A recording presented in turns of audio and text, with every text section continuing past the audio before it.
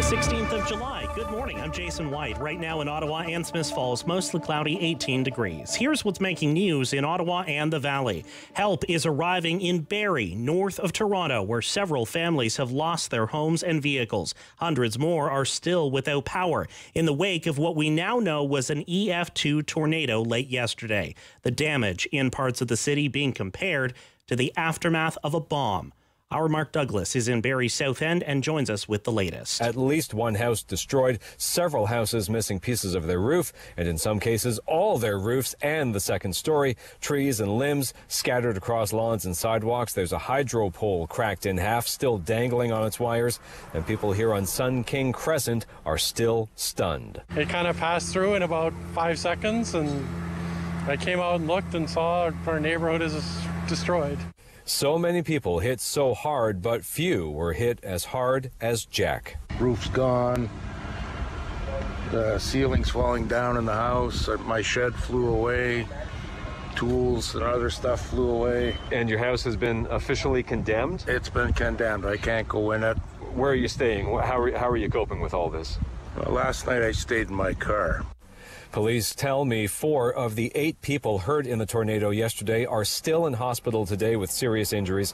Electra says about 400 customers still without power in this neighborhood and still no time for a restoration for that power. Premier Doug Ford and the mayor of Barrie will be meeting with residents at a nearby evacuation center at 1 o'clock this afternoon, and then they'll come and take a tour and see the tornado damage for themselves firsthand. In Barrie, I'm Mark Douglas. City News Time, 9:02. The death toll from devastating floods across parts of Western Germany and Belgium this week continues to rise. At least 110 people have been killed. The search for hundreds of others still unaccounted for continues.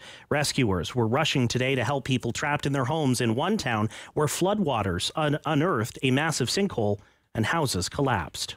With the rate of new daily COVID-19 cases down and vaccination rates still solid, the federal government is looking to allow fully vaccinated Americans into Canada for non-essential reasons by mid-August. The Prime Minister's office broke the news in a readout from Justin Trudeau's weekly COVID call with the premiers yesterday. Trudeau also told the premiers if vaccination rates remain on their current upward trajectory, fully vaccinated travelers from around the world could be arriving here by early September. Border restrictions have been in place since March of last year. Ontario has rolled back more public health restrictions on businesses and gatherings. The province went into step 2 of its COVID-19 reopening plan at midnight, which now allows for gyms, cinemas, theaters, and museums to reopen for indoor service. Dining inside restaurants is also now allowed, and social gatherings may grow to 25 people indoors, 100 outside. But the Premier says Ontario will not make immunization against COVID-19 mandatory for any industry. Doug Ford says his government is not planning to mandate COVID vaccines for workers, nor is it going to develop a provincial vaccine passport, similar to one announced in Quebec to determine access to certain non-essential activities. Ford has said he does not want to end up with what he calls a split society. Time now for a look at our forecast. Here's meteorologist Jill Taylor. For Ottawa, the Valley, and Smiths Falls today, we'll get into some clearing, a light northwest wind. The high 27 will feel like 31. Tonight, cloudy and 17. And for tomorrow, chance of showers. High 27 will feel like 33. And it'll feel like 38 with the humidity on Sunday. We'll start with some early morning showers and then a bit of sunshine for Sunday. For today, the high 27. Right now, 18 degrees in Ottawa, 19 in Smiths Falls under a cloudy sky. I'm Jason White. For news anytime, follow up online at ottawa.citynews.ca.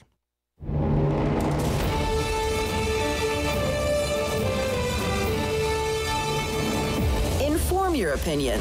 It's the Rob Snow Show on Rogers TV and City News. 101.1 FM and 1310 AM. Friday. We made it. Made it to step 3. Welcome to it. Let's hope we never, ever take another step back. And good morning. Welcome to the Rob Snow Show on City News. Great Friday fare for you on the way. Best-selling author and Hall of Fame broadcaster Lowell Green standing by with his hot take on the hot issues. Bourque is back. Pierre Bourque from Bourque Newswatch to go over a week's worth of headlines. Billionaires and their rocket ships. That'll be one of the stories we get into this morning. I love this news story this morning.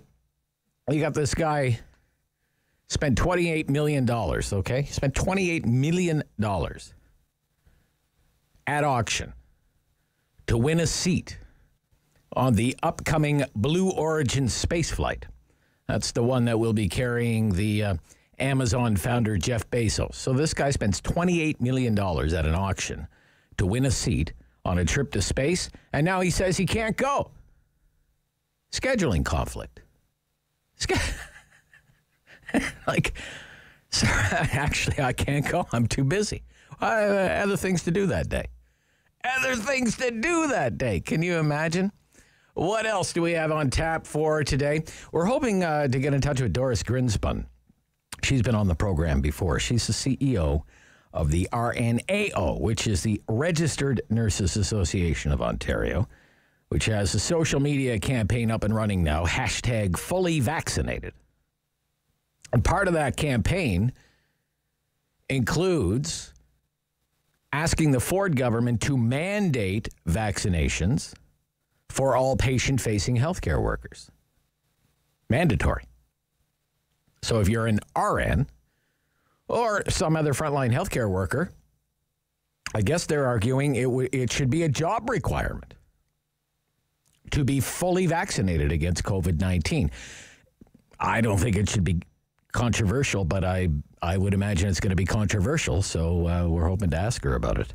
As I mentioned this week, we've been kind of down this road before with healthcare workers and mandatory shots. At the time, it was flu shots. I think it was, it's got to be 5 or 6 years ago now. St. Mike's Hospital, some other hospitals in Toronto,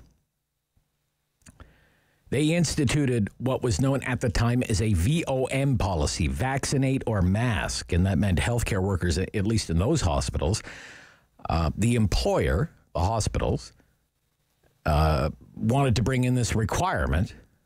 If you're working with patients, you either have to prove that you've had a flu shot or wear a medical grade mask. If you refuse to get a flu shot, you have to wear a medical grade mask. And the Ontario Nurses Association, which is a different union, it filed a grievance and it said, hey, it's in our collective agreement that you can't force us to get flu shots. And further, it argued that there was no medical evidence backing up the need for mandatory flu shots. And the whole thing went before an arbitrator, and the arbitrator sided with the union. So, look, all this week we've talked about vaccine passports, maybe mandatory vaccinations for frontline healthcare workers will be in the mix too. So we're going to follow up on that. Premier Ford says he's not interested in doing either of those things, either having a vaccine passport or mandating vaccines even for frontline healthcare workers. We're also going to get into all of this, all of the Ontario political ins and outs of COVID-19, Step 3, vaccinations, vaccine passports, when we do our Queen's Park Week in Review at 11:30. That's when we're joined by 3 MPPs. Now listen to this, ladies and gentlemen. What do you think is going on? Every morning, in preparation for this magnificent radio show, I review what is known as the news calendar from the Canadian Press. Every morning, the Canadian Press sends out a list to all the newsrooms of the nation. These are all the events that may be newsworthy today.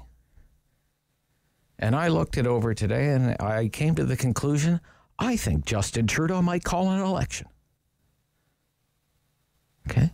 If not, he is sure keeping Liberal MPs busy, showering the country with pre-election goodies. Listen to what's happening today. Okay? The pre-election goodies being announced today from one end of the country to the other. Bridgewater, Nova Scotia, Bernadette Jordan, Minister of Fisheries, will make a clean energy retrofit announcement. Sydney, Nova Scotia, Jamie Battiste, MP, Liberal, Sydney, Victoria, will announce funding to support downtown revitalization in Cape Breton. Bernadette Jordan, again, will make a public infrastructure announcement in Dartmouth, Nova Scotia. Reserve Mines, Nova Scotia, Mike Kellaway, MP, Cape Breton-Canso, never heard of you, an announcement to support the Sydney Airport. In Trois-Rivières, meantime, Mélanie Joly, Minister, Economic Development and Official Languages, along with François-Philippe Champagne, Minister of Innovation, financial support for 2 regional airports. Gatineau. Steve McGinnon, MP for Gatineau, will announce financial support for the Gatineau-Ottawa Executive Airport, which I had not even heard of until this morning. Probably because I'm not an executive and don't use the Gatineau-Ottawa Executive Airport. Toronto, Deputy Prime Minister Chrystia Freeland, infrastructure announcement. Scarborough. Kenora, Terry Sheehan, Parliamentary Secretary to Mélanie Joly, an announcement to create jobs in Kenora. Victoria, the Federal Minister of Employment, Carla Qualtrough, clean energy announcement. South Slave Region, Northwest Territories, Michael McLeod, MP, Northwest Territories, infrastructure announcement. I mean, money, money, money, falling from the sky. If they could, they'd throw it from helicopters. You think there might be an election on the way? Hey, what do you think? What do you think? What do you think? What are the odds? What are the odds? And they are going to do that. You mark my words, because this is what they did in 2019, the Liberals. They are going to do that every day. They're going to have a dozen or so announcements like that all across the country every day for a month. Because that's called campaigning on the taxpayer's dime. And then Trudeau's going to call the election, and the campaign, it's the official campaign, will be the shortest allowed by law, like 35 days. See, right now, you're paying the bill for all of this stuff. Okay? Mélanie Joly goes to Trois-Rivières. Bernadette Jordan does 3 announcements a day. You pay for that. You pay for that. Once the election is called, the Liberal Party will actually have to spend some of its own party members' money on the election campaign. You know, to pay for things like Mr. Trudeau's 2 campaign planes and his wetsuit and his canoe and whatever other props he plans to bring along on the trip this time around. He shouldn't really be out there campaigning with our money. He should be campaigning with the Liberal Party's money instead. He should call the election. Would be the honorable thing to do. That's what Stephen Harper did back in 2015. He said, everyone's out there campaigning already, so we're not going to do it with the taxpayers' dime. We're going to do it with party money instead. It's a long campaign, too, 80 days. Called the campaign even though Mike Duffy was on trial. Anyway, it's one of the things we can get into during the talkback hour this morning. And because it's Friday, that means it's the Friday free-for-all. So just about anything goes. We don't come up with the topics. You come up with the topics. We do our best to roll with it. Trust me, it's the hottest hour of talk radio in town. You want to talk vaccine passports? I'm kind of talked out on it, but you can talk about vaccine passports. You want to talk about mandatory vaccines for healthcare workers? Let's have at it. You want to talk about the Conservatives somehow trailing the Liberals by a dozen points in the polls, maybe facing historic defeat in the election? Let's go. Housing too expensive, the rich too rich. What would you do about it? Why do I need to donate an organ to buy a tank of gas? Big or small, in the news or not, it doesn't matter to me. If it matters to you, that's all that matters. And it's your last chance to have me. Yell at me or sing my praises, because I am on vacation next week, ladies and gentlemen. 750-1310, after the 10 o'clock news. Lowell Green, next, on The Rob Snow Show, on City News.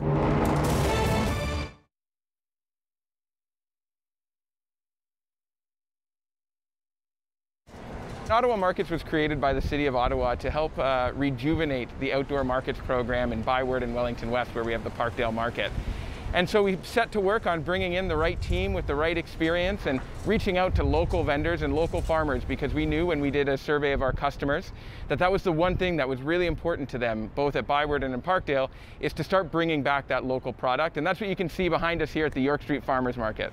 We put in place a Farmers First policy, which means that we will deal with farmers from the region first. And we're going to give them priority in terms of placement. They're going to have reduced fees in coming to the market. We've also made it free for any farm that's been in operation for under 2 years. The market also put in place a BIPOC initiative, which is a Black, Indigenous, and Peoples of Color initiative, which provides grants and support opportunities for folks from those communities to come on out to the market to reduce systemic barriers that have existed.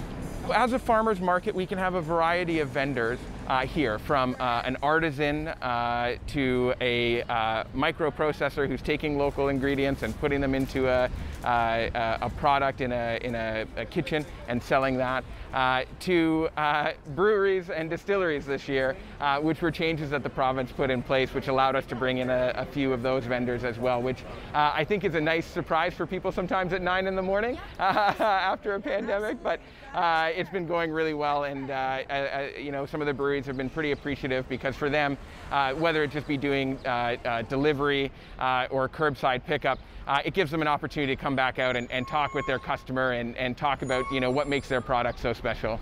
Throughout the market, the health and safety protocols that you're going to see, masks are still required. That is obviously the case, and you'll see a number of signs noting that around the area.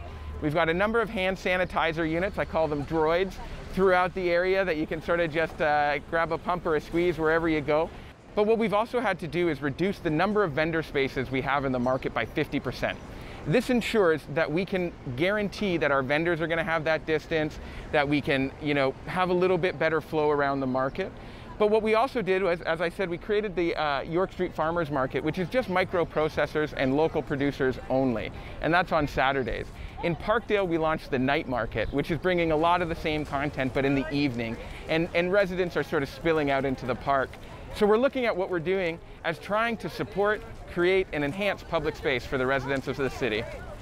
It's been great. You know, the community, which is what this market is here for, and then as tourism comes back, obviously we'll welcome all visitors. But the response has been really great. The community's come on out, they're speaking with their wallets and their dollars, which obviously at the end of the day, we want a great experience, but it needs to be a valuable economic opportunity for the vendors who are coming out. City News.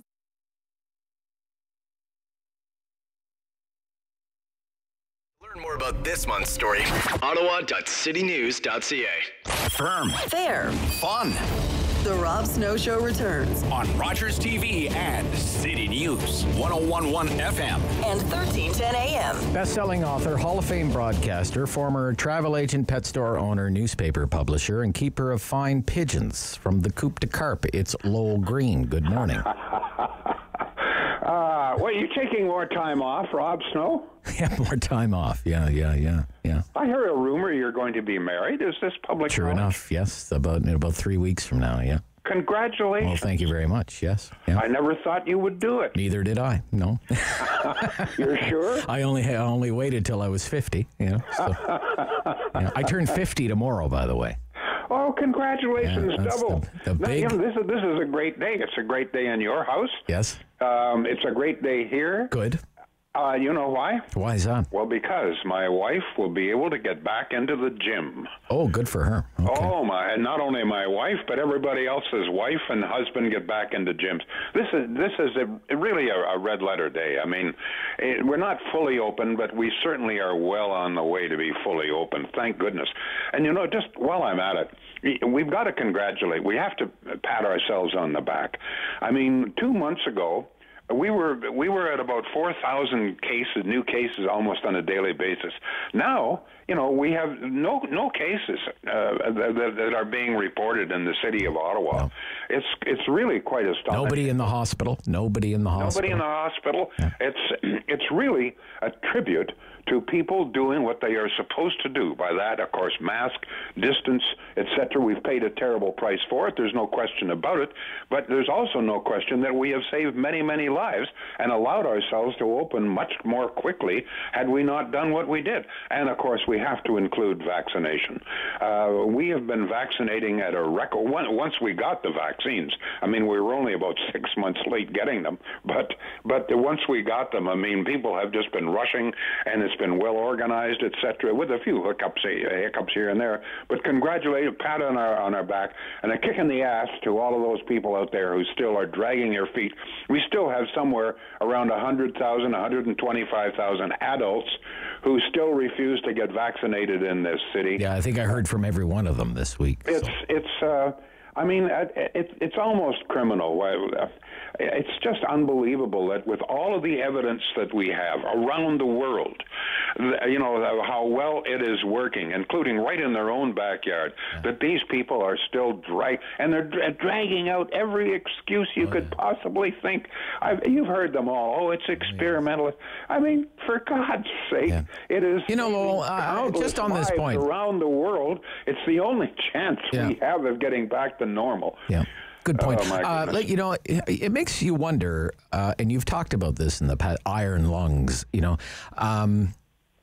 if the internet had been around when the Salk vaccine was introduced, this miracle cure, right, for polio, if the internet had been around, if Twitter had been around, if Facebook had been around, we'd still have polio. I swear to you, we would still have people would still be in iron lungs, for crying out loud. Well, many other diseases. When you think many other diseases which have been wiped out or virtually wiped out thanks to vaccinations, you're right. In fact, I have to tell you something else, and that is that if we had the internet, we would probably still all be driving buggies. I can just imagine all of the people come, oh, my God, we can't, the internal combustion engine is a thing of the devil. It's just experimental. It's going to kill us all. I'm going to wait and see whether this is real. You can just imagine all the objections that would come out of the woodwork. By the way, when you were talking this morning about the possibility of dropping money from helicopters instead of at these various events, it springs to my mind, or what's left of it, there was a guy, and some of your listeners may recall this or do some research. There was a guy who, I believe it was in Merrickville, and he regularly used to throw money out windows all onto the street. Oh, really? And people, you can do a little bit of research. I will when I'm finished here. I forget who it was, but this guy became famous throwing money out the windows onto the street. One of the things about throwing money, if you throw money, you will always have people who will catch it. There's no question that there's an old saying: the deeper the trough, the more people will be at it. That's for sure. Let me ask you something. I want to ask you something because it was a red-hot topic for us this week during our open line hour, the talkback hour. You're pleased because your wife can get back into the gym. I know your favorite restaurant is Fratelli's. I hope you get back there. And I don't want you to put words in their mouth, but when you go to dinner at a restaurant, let's say the owner or the maitre d' or whatever the case, the hostess or whatever the case might be, says, "Sir, we would like to know your vaccination status. We only want people in our dining room who are fully vaccinated." Can you fully within their right? I'm glad you raised this. There's some confusion. There's two different things we're talking about here. Doug Ford and, in fact, Trudeau have both said that they do not plan to introduce mandatory passports. That's at the provincial and the federal level. I understand. I agree with that. However, if people have the right not to have a vaccine, if they have this choice, and I keep hearing this, it's our choice. If you have the choice not to get vaccinated, then people who own private establishments must also have the choice to say, we don't want you unvaccinated people in our business. Let's even forget business. We're having a bit of a party here tomorrow. Everybody who is coming has been double vaccinated. We simply, we did a little poll, and unless people have been double vaccinated, we just don't think that they should be here at this time. So that is my right. And it is your right as an individual. If you're going to have a little group of people, you have a right as a private individual to say, listen, we only want people who have been double vaccinated. If people have the choice, I repeat, I keep hearing this all of the time. Oh, it's our choice not to be vaccinated. Yes, it is. But it is also my choice to say, I don't want you in my house. I'm sorry, you may be a close friend, but if you're not double vaccinated, we can't take the risk. You will not be allowed into this house. Fair enough. That's so everybody has a right here, including private business. So that's what I'm saying. Private businesses, including airlines, by the way, etc., banks, these businesses have the right to say, sorry, we only want double vaccinated people. That is their right. Your right to say, I don't want to be vaccinated, yep, it is. Yep. Mm-hmm. But it's also my right to say, I don't want you in my house. All right, let me ask you something else. Okay, yeah. There's a report in the news today. Your MP is a Liberal MP, Karen McCrimmon. Yeah, okay? God bless her. Yeah. Speculation she will not run again. Well, what the hell has she done when she's been in there? Well, nevertheless, so once again, Mark Carney, here's another opening for Mark. Mark Carney has already been rumored to be a candidate, I think, in every riding in Ottawa now, and this is the latest one. Your riding. How would you feel? Mark Carney, Liberal MP for your riding. He'd be your MP if he wins in the... Well, he'd be just fine if he wasn't a Liberal and representing that boy child. Okay, all right, okay. I just find it funny because, like, literally a month ago, it was...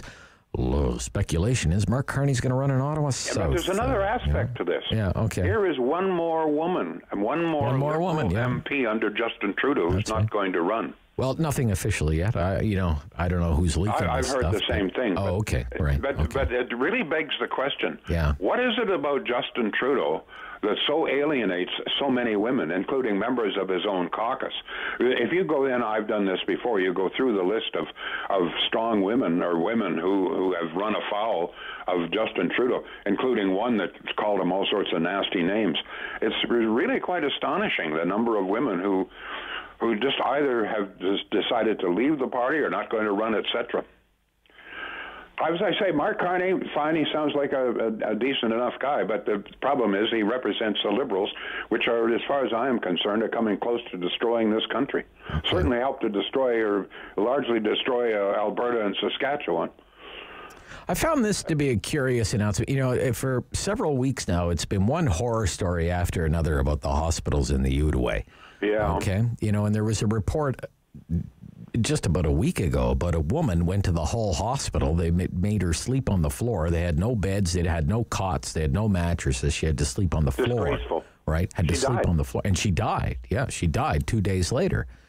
So you would think that would be a priority. Okay, we're coming out of one of the worst health crisis anyone can remember.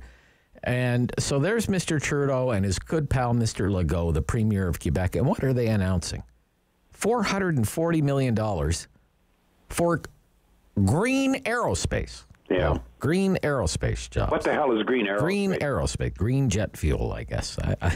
It's like, where are your priorities? Well, very clearly where they are. I mean, you're quite right. I mean, it's just astonishing, the priorities. And I mean, the millions, make probably billions of dollars being spent on green retrofitting, et cetera, et cetera, et cetera. I'm sorry, that's not the problem these days. We have a very serious problem, not just in Quebec and our healthcare system. We have a healthcare system that's very close to crumbling right across the country, certainly here in Ontario, and we saw evidence of that. I mean, we need to spend billions more to fix. Long-term care alone is going to require billions more to fix. You're right. And you're right. Instead of doing this, what they're doing, it's green. We're going to build, we're going to plant plants on top of roofs. We're going to have more solar panels, et cetera, et cetera. The priorities are but you know what the amazing thing is? This guy apparently is going to be reelected to a majority government. Apparently, this is the priority of most voters in this country. Not health care, not education, not infrastructure, but green. Anything that's green. More windmills and more solar panels and more sods on roofs. Okay. Talk to you Listen, in a week time, or so. And, yes. Good luck to the whoever it is you're going to marry. She's going to need an awful lot of good luck, Rob. Thank you. You're kind. You're so kind. Thank you, Lowell Green. Bye-bye. That's the legendary Lowell Green. He's at the Coupe de Carpe this morning. Bourque is in Dunrobin, I believe, and he'll join us right after the news. Pierre Bourque from Bourque Newswatch. Rob Snow Show on City News.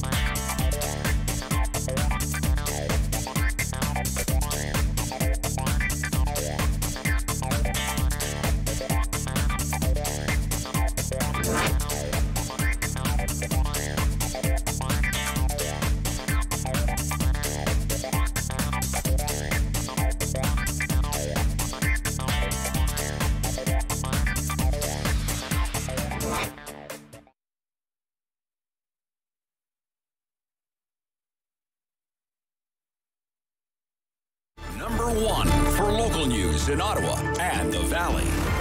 This is City News, now on 101.1 FM and 1310 AM. This is Friday, the 16th of July. Good morning, I'm Jason White. Right now in Ottawa and Smiths Falls, mostly cloudy, 19 degrees. Here's what's making news this hour. Tornado confirmed in Barrie, north of Toronto, where they're cleaning up the devastation this morning from yesterday's EF2 twister. Miraculously, no one was killed, but multiple homes were destroyed, others damaged. Hundreds remain without power today.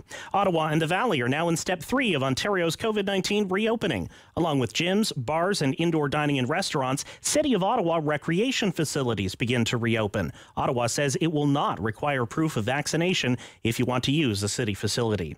28-year-old Ottawa man facing a list of charges after an armed robbery in Carleton Place, and police are looking into some other incidents they think he may have been involved with. The armed robbery happened at a business near Highway 7 and McNeely Road Wednesday afternoon, led to a police chase and police using a spike strip. 28-year-old Dylan Mulemeester of Ottawa has been charged with offenses that include armed robbery, fleeing police, and failure to comply with the release order, and he remains in custody. Another 4 stunt driving charges laid by police in the capital just yesterday alone. The day began with the driver doing 145 kilometers an hour in an 80 zone on Russell Road. Police also nabbed a G2 driver on Bronson doing 123 in a 60. Stunt driving charges automatically come with a 30-day driver's license suspension now on the spot. Police will take your vehicle for 14 days. City News Time 9:33. I'm Jason White. For news anytime, follow up online at ottawa.citynews.ca. He's a pillar of community opinion. The Rob Snow Show returns on Rogers TV and City News. 101.1 FM and 1310 AM. Bourque is back. Pierre Bourque from Bourque Newswatch. Good morning. Good morning, my friend. Can I start with a cautionary tale and a piece of advice? Sure thing, yeah. Well, you know, we had a lot of rain this week. Sure did. A lot of rain. Yeah. And a bit last night, quite a bit a couple of 2-3 days ago. In the middle of that, late one evening, I'm watching something on Netflix, and I'm used to now hearing the rain falling outside the window.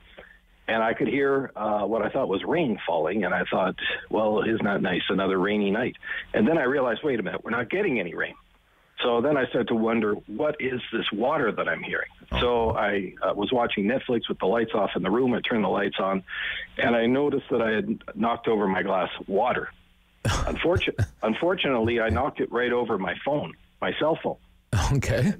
And so, of course, that concerned me. I did what I could to dry it off, but it was immersed in the water, and I thought the worst of things. And long story short is I couldn't get it to work. I thought it was fried. So I checked with Apple when their store hours would be the following morning, all of that. Then I remembered an old story somebody had told me. Take that phone, put it in a Ziploc bag with some rice, some white rice. Really? And leave it there as long as you have to. Okay. And that's exactly what I did. The following morning, my phone was working again. No way. That's an interesting hack that you've discovered there. Isn't that something? Go. Yeah, that's very cool. Yeah. And I'm talking to you on it as we speak. You are. Well, I was wondering where you had disappeared to, because if I text you, you usually get back to me.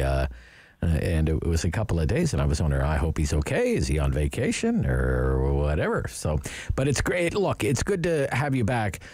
I want to ask you about, we see these pictures and videos all over social media and the news media about what happened in Barrie yesterday with the tornado. It's just miraculously nobody was killed. Homes totally destroyed, severely damaged. My gosh, that must be, that must bring back a lot of memories for you. Yeah, it's the good, the bad, and the ugly. Yeah. The ugly is that immediate aftermath, Rob. In our case, when the tornado hit here, it got dark pretty fast, and we didn't really see the full damage until the following morning. And it was unbelievable, just absolutely unbelievable. So that was the ugly. The bad part is it takes forever to come back from that. So these people that got hit yesterday, they're in for a journey, and they are going to need intestinal fortitude to do so. But here's the good. It's the good that comes out of the community. The vast amount of support that you got from community people, I mean volunteers, but also organized agencies like the Canadian Red Cross, the government of Ontario, the government of Canada. You had the local MP. You were talking about Karen McCrimmon a moment ago, and the local MPP who is Ms. Fullerton. And I'm going to just underline that the hardest working person I ever saw during the whole thing was Eli L. Chantier. Oh yeah. And Greg Paddock-Kirk, the president of the Community Association here. Yeah. Two guys who I can guarantee did not sleep during that whole period. Yeah. And they worked like they worked their butts off. Let's just face it, that's what they did. And I'm thinking back, if Karen is going to retire, look, she had a very good career in the Canadian military. Well, we know the mess with Jonathan Vance and the rest of that, but she was a general. She was a female general in the Canadian military. So she was breaking glass barriers along the way, and that's to be commended. But during her sojourn, during her tenure as an MP, she had two floods. Two floods and a tornado, yeah. And a tornado. Yeah. So you've got 5 years of activity, you've got two floods and a tornado. Oh my God, the effort that you got to be involved in is 24/7. When you say they're going on a journey, it's going to be a journey for them in Barrie to come back from this. Like, what are you talking about? Like dealing with insurance companies and trying to rebuild and all, that sort of stuff? Yeah. Yeah, exactly. Yeah. Exactly. There's the physical aspect of it. There's the mental. I talked about intestinal fortitude, but you got to have that mental acuity as well. You got to be on now. You got to do all you can to do all you can during this period of time, and that takes an intensity that will come from you. It will come from you. You just don't realize you have it, but you've got to do it. And there's an emotional discharge that comes from that as well, right? I mean, you think, wow, how is it possible this happened? How did it happen to me? It didn't happen to my neighbor. Well, that's the thing. And isn't that thing, and you see that even in the videos. There's this incredible one on Twitter that I saw. It's taken from the perspective of a drone doing a flyover. And with a tornado, it can be so random. It completely demolishes this house, and the house across the street is kind of spared. It's just... Yeah, and random that way. You see that destruction. You can imagine the stuff that's flying through the air as this tornado is creating its havoc. And yet, in our case here, and I think it's the case in Barrie, other than one older gentleman who unfortunately fell off a ladder in his barn during the tornado here in Dunrobin, I don't think anybody's been hurt. not physically in the sense that, they got walloped in the head by a passing 2x4 or something like that, or a roof collapsed on them. Yeah. None of that. Yeah. It's amazing. Really is. I want to talk about the billionaires and their toys. It's, I guess, I don't think you and I are going to agree on this. It's not enough that they want to, have all the finest things on earth. Now they want to take their toys and go to outer space. Now we have Branson did his thing. If there's a better, branding guru than Richard Branson, I don't know. Bezos is going to do his thing in a few days here. Blue Origin. What do you think about the billionaire space race? I think it's fantastic. They see a commercial opportunity here. In the short term, it's all PR, but in the longer term, it may be an opportunity for people who wish to do that to go up there and to see the world from that vantage. I think that's pretty exciting, and it's really remarkable that they're able to do it. I was reminded this past weekend with Richard Branson going up that there was this other gentleman who went up a few years ago on a balloon and then skydived off of it and made a world record. And, he had a video camera with him up there on the platform and on the way down as well. Just some of these feats of daring do. But that's how the world progresses. That's how humanity progresses, is somebody says, you know what, let's see if we can do that. And it takes a billionaire who, in their capacity, they say, you know what, this is something that I want to do, and we have the means to do it. So let's see if we can make it happen. Yeah, I guess when it comes to billionaires, I guess, I would prefer, Bill Gates. I'm going to give it all away and try to vaccinate the poorest of the poor. I prefer that over I'm going to build my own rocket ship and see if I can take it to outer space. Well, I'm pretty sure Jeff Bezos didn't build it himself. He probably invested a lot of money. And if you take a look at where Richard Branson took off from in the middle of, Truth or Consequences, New Mexico, there's nothing there.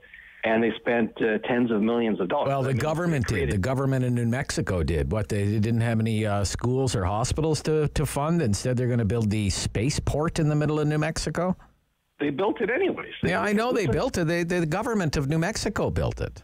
You went through a long list of projects that the government of Canada is going to announce today, willy-nilly across the country. Yes. We need all of those. Do we need all of those? Who knows, right? All right, you texted me, because Pierre and I were watching the webcast. I was watching the webcast at my place. I was like, I tune in for a space launch and I get lame Colbert jokes. This is so boring, I said. Because Colbert was doing something on this webcast of the space launch, and you said, the Colbert part is lame, but the rest of it is awesome. And then there's a picture of you standing here with Richard Branson. Pierre Bourque meets Richard Branson. What's going on, Pierre Bourque meets Richard Branson? He's an amazing guy, and I had a chance to meet him. He took an interest in the fact that I at the time, was a race car driver. And we had a good conversation, and I had a chance to get my picture taken. And we're both, as you see, Rob, we're both standing side by side with the thumbs up. And I thought that was pretty interesting. Yep. He's an imaginative. How long ago would that have been? He's still got the blonde hair there. He's still got the blonde hair in that one. So it's 5-6 years ago, I guess. 5-6 years ago. Okay, interesting. All right.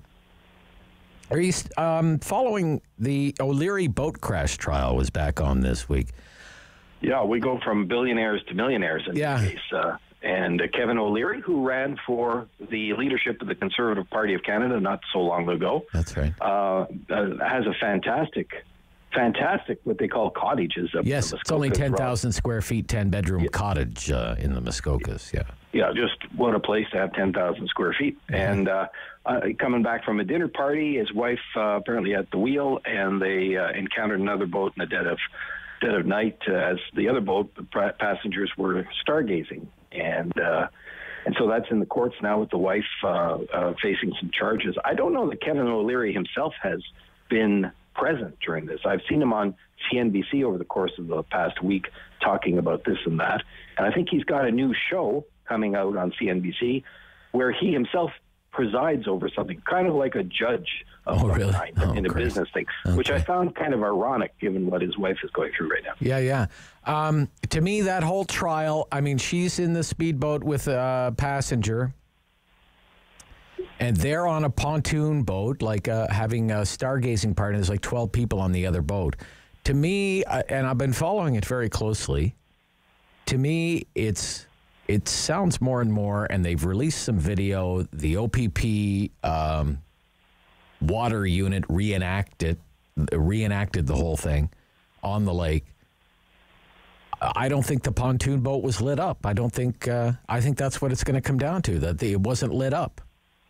There were no lights on the pontoon boat. That's at night a big no-no, right, Pierre? So you know 11:30 at night, Yeah, you're going to have two kinds of lights on a boat. You're going to have the navigational lights, which need to be on when you're out there, and they won't interfere with stargazing because they're just below the transom, and they allow other boats to see that you're there. And then they've got the lights within the pontoon boat that is lit up so that if you're having a party and you're anchored somewhere, everybody can see each other, and you're not going to see any stars from that.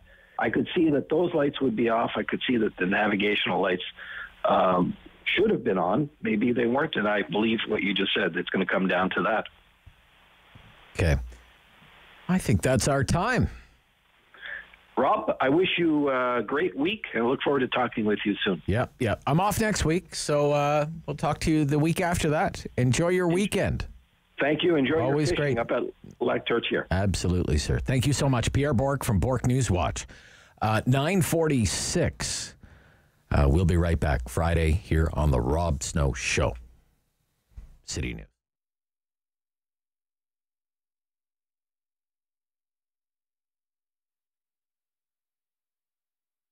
To opening a business especially in a pandemic, in that kind of situation, is very challenging. First, people don't know me. People don't know my product. To build a new clientele, to build a trust for them, to show them that I care about it. I do love my food. That was the biggest challenge. And of course, in all lockdown, we had to face it regards my employee, guests, ladies, what they work for me. I didn't want to tell them, sorry, I'm closed, I'm not having a job for you. No, they have families, they have kids to feed. So this is very important because we are family orientated. And we decided to open. We, of course, essential business, so been very tough, very, very tough, as we didn't see people on the road. Market was completely quiet, but we knew it that we have to wait, and we knew it that we're gonna be fine. In this town, we built online shop, Vedel Online, and we did Uber Eats, which one is picking up and is very, very popular. We have a really good feedback. So this is the song for my heart. And and we try to expand. I'm thinking about opening another location. So I want to make Vedel famous. I want to make the Vedel place to be for all the families with kids. Try the traditional food, what their grandparents cooked in the countries when they're from, or even Canadian people. They're more than welcome to come and try our famous pierogis. I try to be passionate about my food, organic food made with love, with all homemade, organic. So you can find food from all over the Europe, Polish, German, Ukrainian, Romanian, French, Armenian, so all kind of different types of food. Homemade lunches, we focus on the homemade lunches, grandma style. I keep always saying, like in my Genia Babcia house, how she cooked, I wanted this love and this food over here because I believe that will bring all people around me. And all the organic cold cuts, lovely selection of sausages, cheeses, European cheeses, great selections of mustards, French cookies. All what you need from Europe you can find here at the Vedel Touch of Europe. If you think good way, that's it. You have to, I had the option to cry in the corner and say, oh, pandemic is coming. No, you need to stand up and fight for it and have your eyes open, think outside of the box and do it.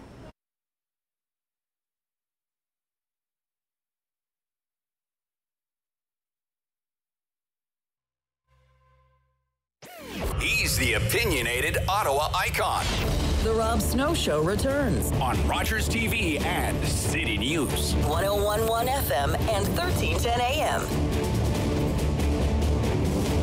The Government of Canada has a COVID-19 immunity task force, and it has just granted some money for research to be done out of the Ottawa Hospital and the University of Ottawa. It's more than $8 million to lead 4 national studies to answer questions about COVID-19 vaccines, including how well they work in people with cancer and immune conditions and with the aging population. And to tell us more, we're joined by Dr. Angela Crawley, scientist at the Ottawa Hospital and an assistant professor at the University of Ottawa.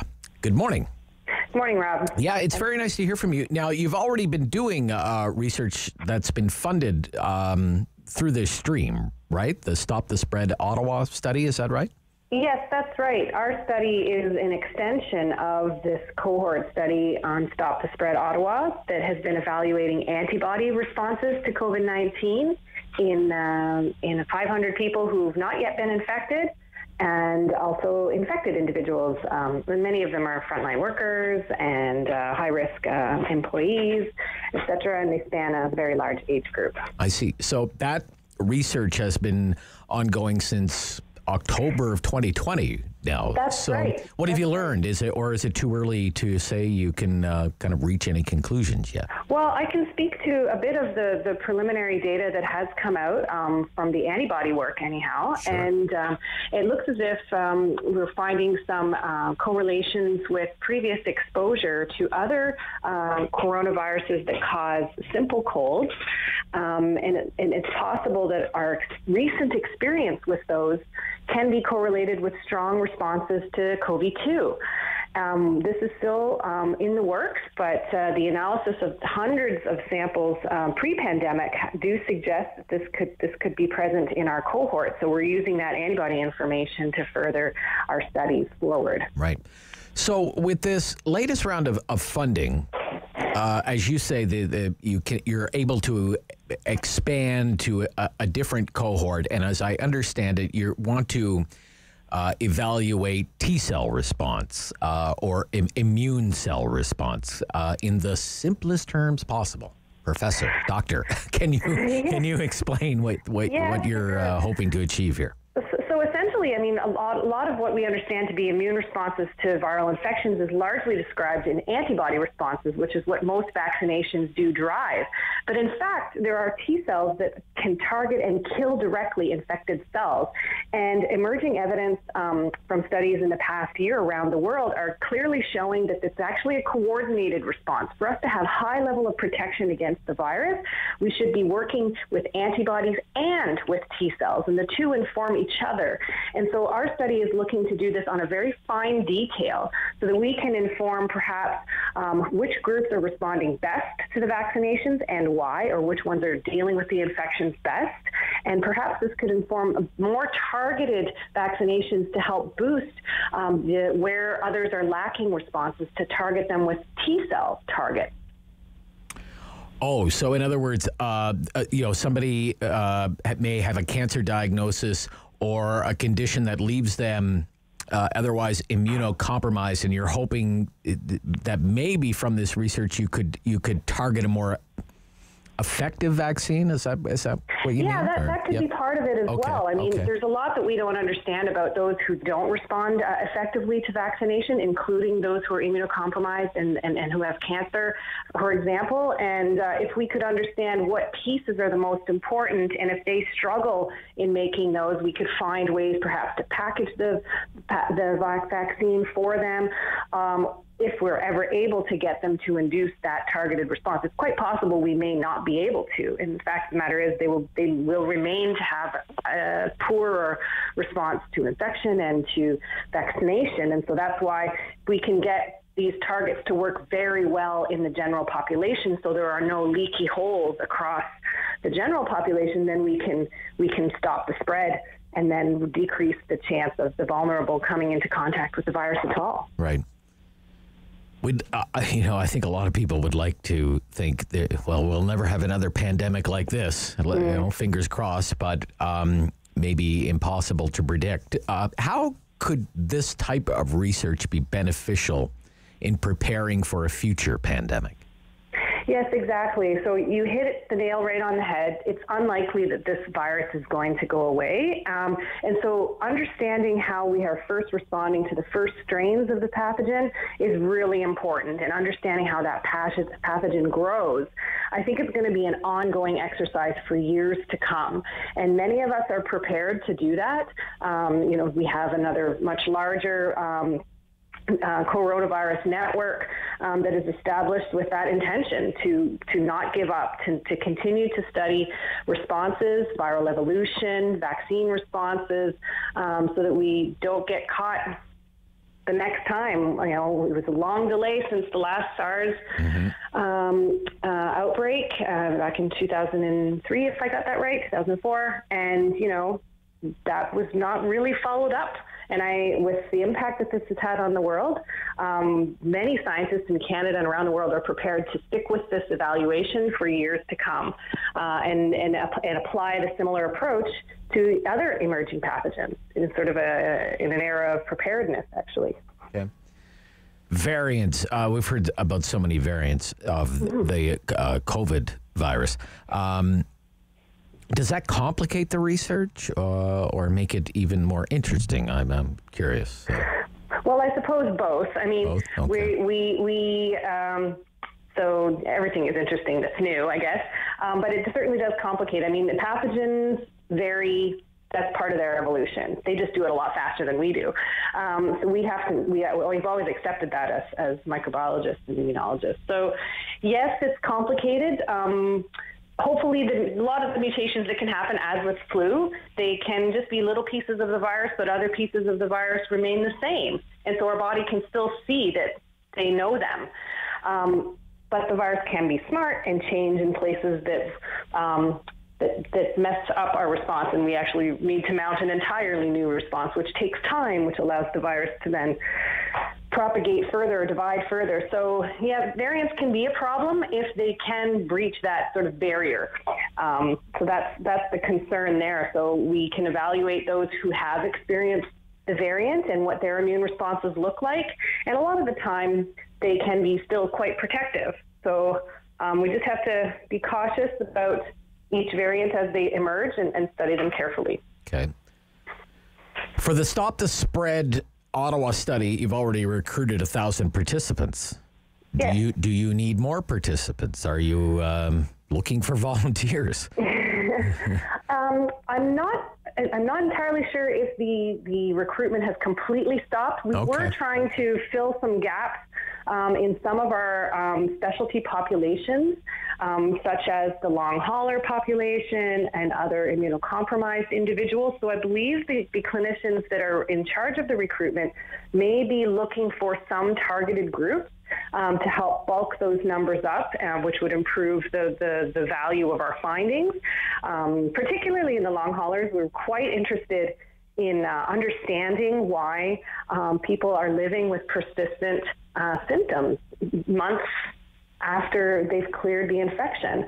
And we really think this is going to be a very important public health concern. So perhaps if those conditions are out there, then maybe they'll be able to be recruited in our study. Well, I will pass along the Ottawa Hospital Research Institute website, because there is a link here that says, I want to volunteer to help COVID-19 research. So I'll just pass that along. Yeah, there's lots of opportunities, actually, even for the other studies, of course, too. They're actually in full force of recruitment right now, so for the cancer studies and other immune conditions. So definitely I encourage everyone to take a look into that. Hey, thank you so much for your time. It's so greatly appreciated. Good luck with your research. Thanks for the opportunity to share this with you. Yeah, that is Dr. Angela Crawley, scientist at the Ottawa Hospital. Talk back, our Friday free for all. Let's go. Your last chance to have your say for the week. And I'm away next week, so I'd love to hear from you, even if it's just to say goodbye. 750-1310, Rob Snow Show. This is City News.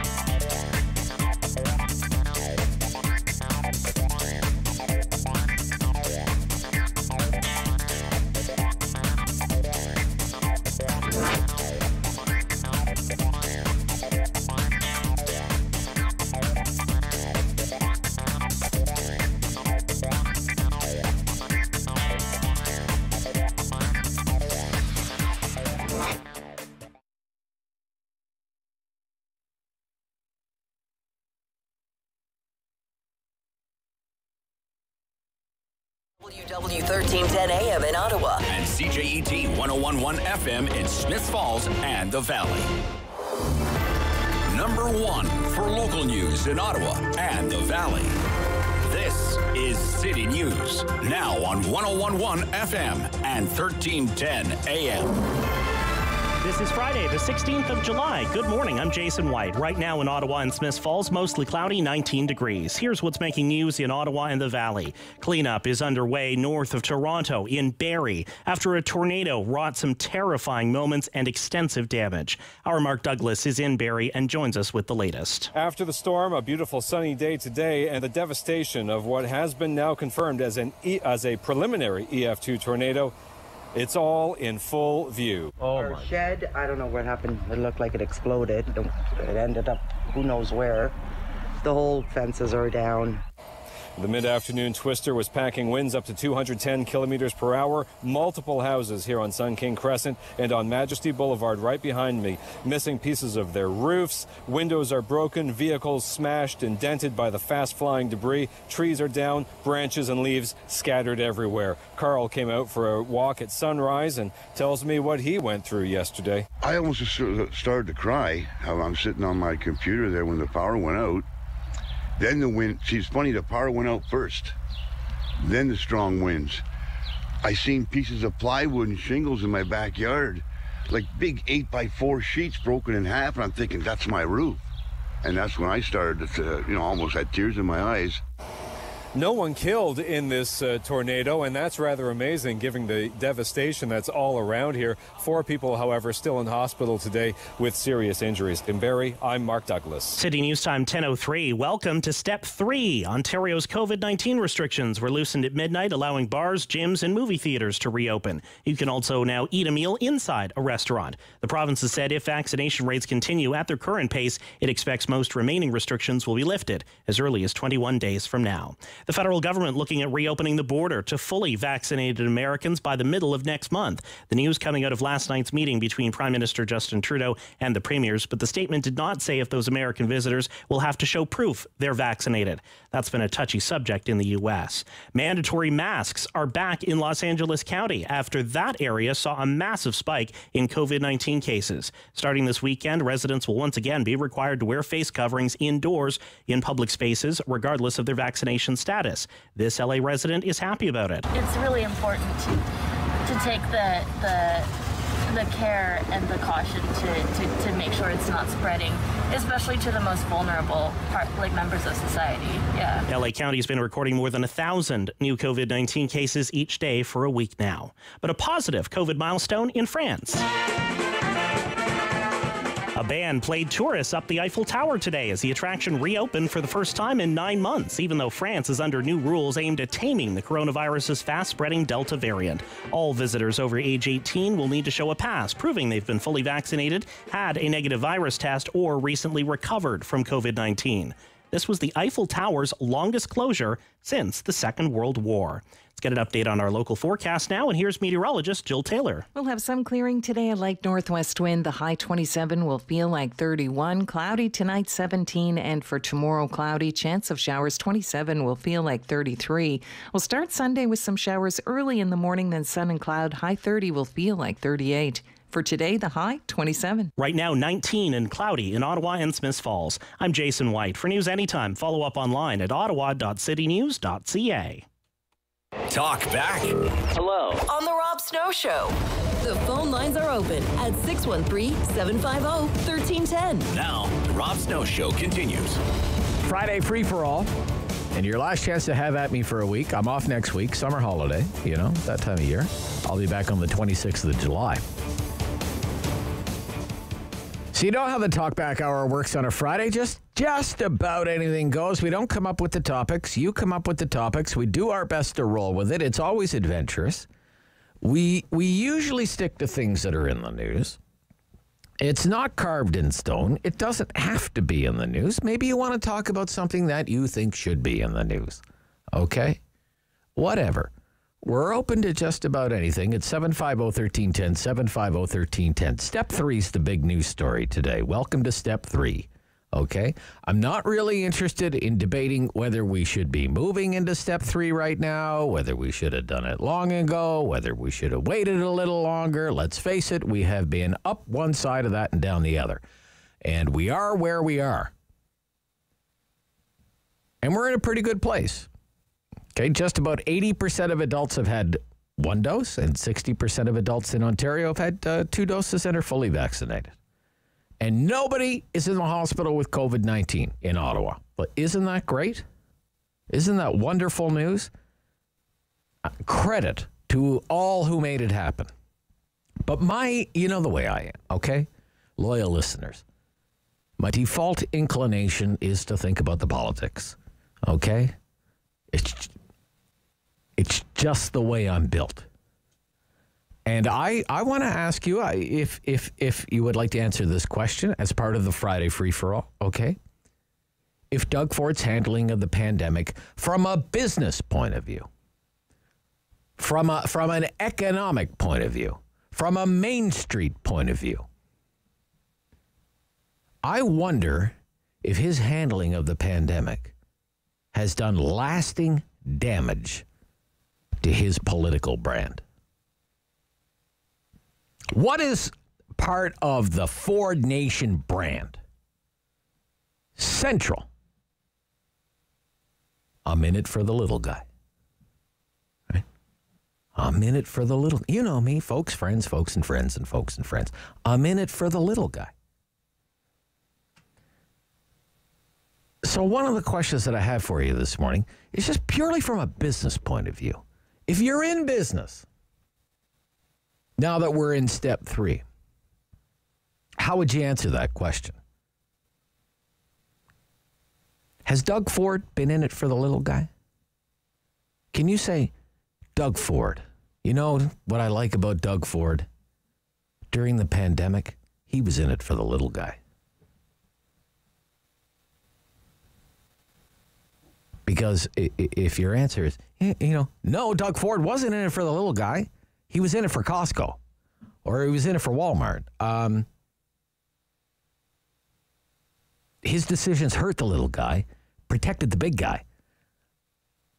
Well, I think there might be a price to pay for Doug Ford come election time. And the Ontario election is less than a year away now. June of next year. Doug Ford, Ford Nation, is supposed to be in it for the little guy. Has he lived up to that reputation? Or has he done, in your opinion, damage to that brand? Because in politics, perception is reality. Perception matters a lot more than the reality matters. It's how you're perceived that matters a lot more than the truth. Mr. Trudeau, for example, he claims to be a lot of things, right? None of it backed up by reality. Mr. Trudeau says he's a feminist, but only if you toe the PMO line, right? Ask Jody Wilson-Raybould, Jane Philpott. Cross him, you're on the outside looking in. Claims to be an environmentalist and eco-warrior, but the real eco-warriors, I had one of them on this week, environmental defense. Okay? Hardcore eco-warrior. Shut down the oil sands kind of eco-warrior. What did he say? Mr. Trudeau's environmental record is a failure and will fail at preventing catastrophic climate change. Mr. Trudeau says, I'm going to run the most open, transparent government you've ever seen. He is the first prime minister, as far as anyone can tell, the first prime minister, not only in Canadian history, in the history of the Commonwealth, to take the Speaker of the House of Commons to court in order to keep documents hidden from public view. And yet, for his diehard supporters, they're not interested in the reality. They're just there. What are they interested in? The perception that he is that and so much more. But Mr. Ford is supposed to be a different kind of politician, okay? Even though he's a millionaire, and even though he's an insider, okay? His family has been deeply involved in conservative politics for decades, okay? Father was a politician. Brother was mayor of Toronto. He's the premier of Ontario. You don't get any more insider than that.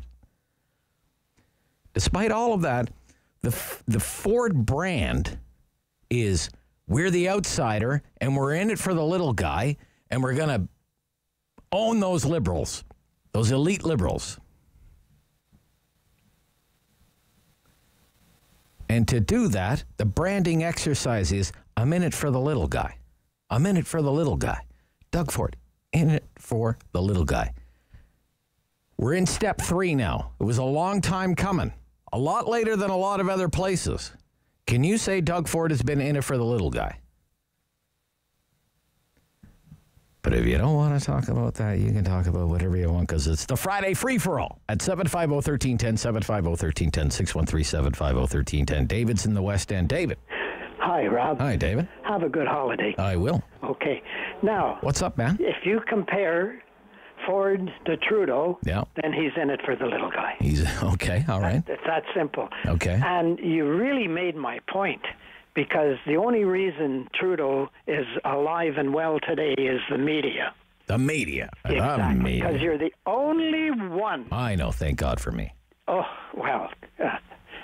Anyway, you know, David, if it comes down to, I'm the only one, then you know what? Go to the Pontiac, build a bunker because it's over, man. It's over at I that got point. a cousin up there, Cadillac Bob. Cadillac Bob lives in the Pontiac. We're talking about that. I love it. Yeah, but listen, I really, my point today is I watched the Biden conference last night. Okay. And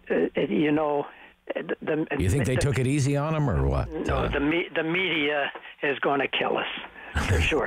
He gets questions that are submitted ahead of time. Oh yeah. The media pretend they're giving him a question when they know darn well that he's already been given that question. Sounds terrible. And he can't even answer the question when he gets in advance. He has to look down. He looked down for over a minute and a half to read what he was supposed to say. And if the media don't start giving us the truth in both countries, I feel that. All right, you feel let down by the media, David. I have. All right, and it's serious, Rob. All right. It's not just me. Gotcha, okay? David. All right, thank you, sir. Have Bye-bye. a good time, Cal. You too, man. In Blackburn Hamlet, it's Brandon. Good morning, Brandon. Yeah, good morning. I just wanted to tell you how much I agree with Lowell Green's comments this morning about inviting people to his residence that must be double vaccinated. All right, okay. And restaurants, indoor restaurants, should have the same privilege of not allowing non-vaccinated people into their facility. Well, we had a lawyer on, sir, not just any lawyer, a lawyer from Tories, okay, like the most prestigious law firm in Canada, who is an expert in all of this, and she said that restaurants are well within their right to do that. I agree. Yeah. It's very important. Yeah. Yeah. And now, as long as it's you're into precarious territory if you're doing it on the basis of discrimination. But where in a human, it doesn't say in the Charter of Rights, for example, or in human rights law, you have the right not to be discriminated against based on your vaccination status. Yes. Right. You can travel around Canada. Sure.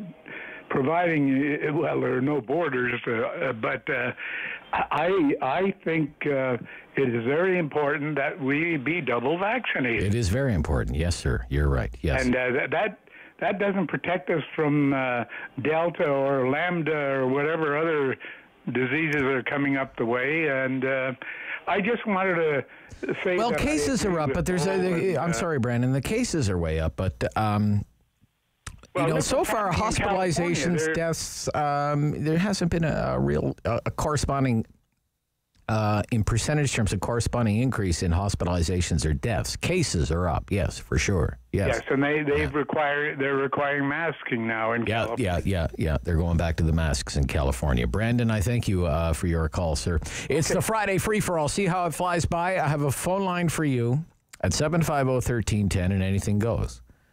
Just about. It's City News.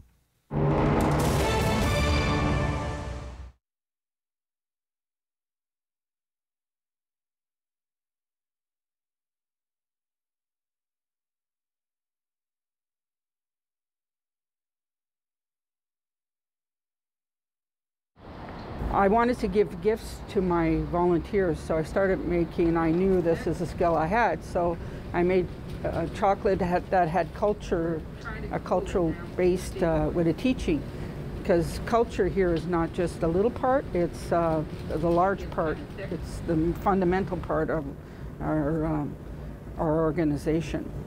So then we started doing, just little programs, and we sell a few at a fair. And then we started getting contracts. People were starting to enjoy the chocolates, and started getting more and more contracts all across Canada.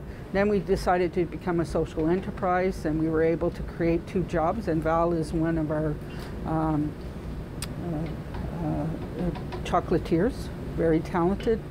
We were able to help her with employment. We started just with a little bit in the kitchen, doing a little bit of chocolate together, and next thing, it's just kind of taken off. And it's great, because I love to be creative, and we get to create a lot and make up stuff, and it's just I just love it. It's just great that we get to make money back for Wabano, and it's helping me out, and we're helping just everybody out, Wabano and everything. We met a very socially conscious business owner being around town, and we decided to partner, because beans and chocolate, coffee and chocolate are sort of created the same way, and there's and they're very one origin bean, so it was a good pairing together, and it's been a fantastic partnership for both of us. I was fortunate enough to get introduced to Pierre, the head of Wabano Fine Chocolates, through a local networking group, and I was completely intrigued by the social enterprise that she was running, and then I looked at what we were doing, trying to support local business and supporting local communities, and it was a perfect match, and it's been fantastic ever since. We make every batch by hand. We temper it by hand to get to the consistency it needs to be to make a good chocolate. And one of the best, also wonderful things we did, we've connected with Ed, with being around town, and our coffee bars have been an amazing hit.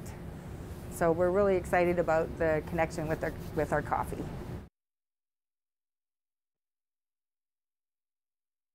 Doug Ford, and whether you could really say he was in it for the little guy. Because there was a big story in the Toronto Star this week, the Toronto Star, the liberal newspaper. Ford's arch enemy, right? The Toronto Star. And it was all about the lobbying that was going on at Queen's Park during the pandemic. And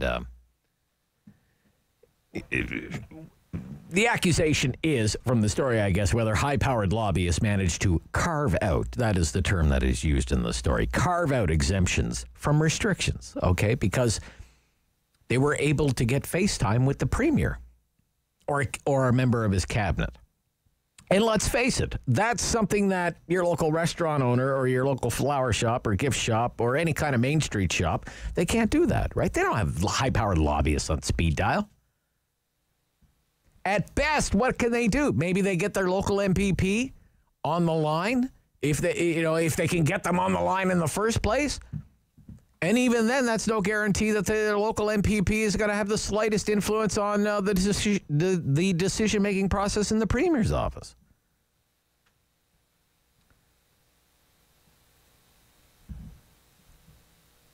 The story in the Toronto Star, I don't know, I read it again yesterday. It's really not as damning as its length would have you believe. I mean, if you have a few weeks off this summer, you can read this story. It's about 12,000 words. But it makes the case that the big box stores were able to pretty much operate business as usual because they had the big lobbyists on speed dial who could bend the ears of the right people. With Doug Ford in it for the little guy, that's kind of one of the things I want to get into, but it's not the only thing we can get into because it's the Friday free-for-all at 750-1310. Manuel in Ottawa, good morning. Good morning. Nice to hear from you, sir. Long time listening. and first time calling. Well, I appreciate that. What's on your mind, sir? It says here you want to talk about Cuba. Yes, and my mind is I'm a Cuban Canadian. Okay. For living in Canada for 30 years. What do you think about what's going on there now? I will explain to you right now. What happened in my country right now is overdue. That should be long time too. Okay? Yeah. The problem that concern me more that everybody says because of the United States the blockade that is not exist. That is not true. Okay? Yeah. And the second is what I don't understand, Rob, is if what happened in my country now with all the video and the proof that we have what happened in Cuba, that the police and the government killing people in the street happen in United States, that news will be on the TV here every day. Oh yeah, nonstop. Every hour. And that make me very mad. Yeah, instead it's having we are no value for Canada or the what? Or my country's only to go to the beach or what? Yeah. I don't understand that, Rob. Well, I mean, it's happening 90 miles off the coast of Florida, but it's happening in a country where they can just flick a switch and turn the internet off. That is, right. And that's what they did. They, that's why a lot of us are worried about legislation in Canada, like Bill C-10. They're talking about internet kill switches. And stuff, you know what? So, yeah. The Canadian, like I say, I'm a fully Canadian. I fight for Canada. Yeah. I want to tell you something. The Canadians don't know what they have, the freedom that they have. Imagine that if you are with the same government, okay, with Trudeau for 60 years, I don't know what they're going to do. Okay. Well, what do you think of Mr. Trudeau? I mean, at first he was kind of wishy-washy on the whole thing, and then and they kind of had to shame him after 5 days before he really said anything about the people suffering in Cuba. But okay, my opinion is, you know why he didn't say nothing? Because he don't care. He opposed the government over there. Okay, he's like China, one of the first one that he say, or that they don't want that nobody or the U.S. no intervene with Cuba. Okay, in China, it's the friend of Trudeau. All right, Manuel, all the best, sir. Thank you. Keep listening. Thank you very much. And you know what? The other call that call you, yes, we need more station like yours. All right, thank you, sir. Thank you. Very kind. Eye-opening call, though, isn't it? You imagine having the same, okay, good point. Whether it was a liberal or conservative, imagine having the same government, same prime minister for 50 years.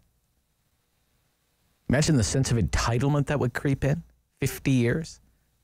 And you see why people like me, C10, C10, C10. Keep an eye on C10. What is the first thing that a despot does now? Turn off the internet. And that's what they did in Cuba, okay? Mark, Ottawa South. Good morning, Mark. Hey, Rob. Wasn't that a great call, Mark? I was going to talk about Doug Ford, but I think I'd like to follow on what that excellent caller said. It was Pierre Elliott Trudeau, with his completely uncritical friendship of Fidel Castro, who led Canadians down the garden path of the idea that dictatorship is okay if it increases access to health care. And Cuba became a vacation destination of choice for Canadians, and Canadians went down there and they had a good time there. They were in protected areas, though, more secure than vacations in Florida. And Canadians got the idea that the Castro regime was okay. Oh yeah, this isn't as bad as I thought it would be. I never thought. Sure. You see, Pierre Elliott Trudeau was a true champion of human rights when he was completely uncritical, even praising the Castro dictatorship, oblivious to the fact that it was a dictatorship. The fact is that in any country where there are free elections for a leader, there's never been a case where one leader stayed in office unbroken for as long as Fidel Castro did. Even the great Churchill, who dominated Britain so dramatically during World War II. Yeah. Lost power in 1945 and regained it in the early 1950s. Yeah. Mackenzie King, we shouldn't. I did an interview about that just a few weeks ago. In fact, just to remind people, Trudeau seems unbeatable now. Churchill wins the war. They have, VE Day. What is it? 3 to 6 months later? 3 months, 6 months later? They kicked him out. He lost the election. It was right in the middle of the Potsdam Conference. Okay. He was Prime Minister at the start of it.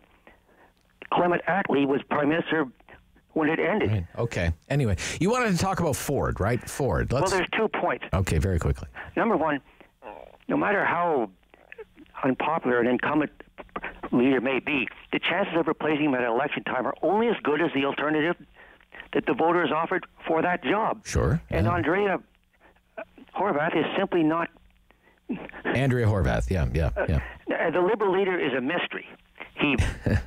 When an election campaign comes in, we'll learn more about him, and then perhaps he'll become an alternative and possibly a threat.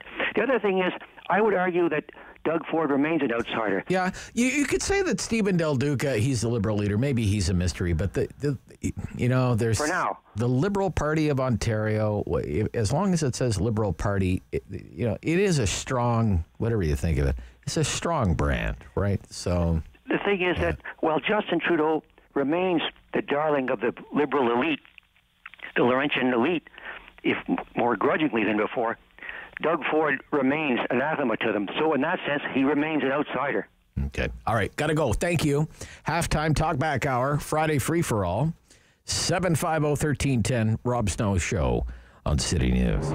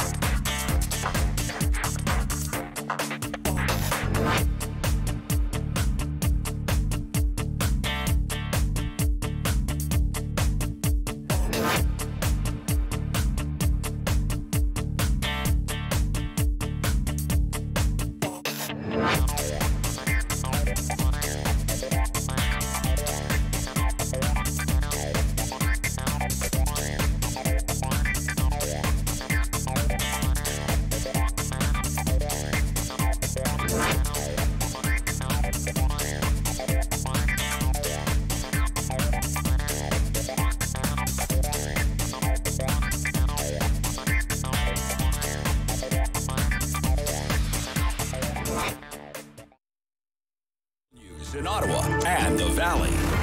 This is City News, now on 101.1 FM and 1310 AM. This is Friday, the 16th of July. Good morning. I'm Jason White. Right now in Ottawa and Smiths Falls, mostly cloudy, 20 degrees. Here's what's making news this hour.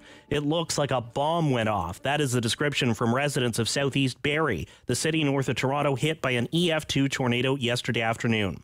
Winds of up to 210 kilometers an hour destroyed some homes. Hundreds remain without power this morning. 8 people were injured, but Barrie City officials say it is amazing no one was killed. And a brief tornado has also been confirmed now in Tuesday night's wild weather up the valley. Trees were downed around Pembroke, but storm survey teams still have to check out some damage over on the Quebec side in the Pontiac to determine if that was also the work of a twister.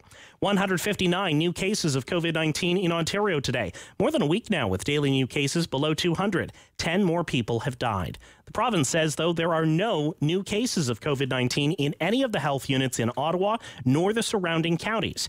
Individual local health units will put out their updated numbers in the afternoon.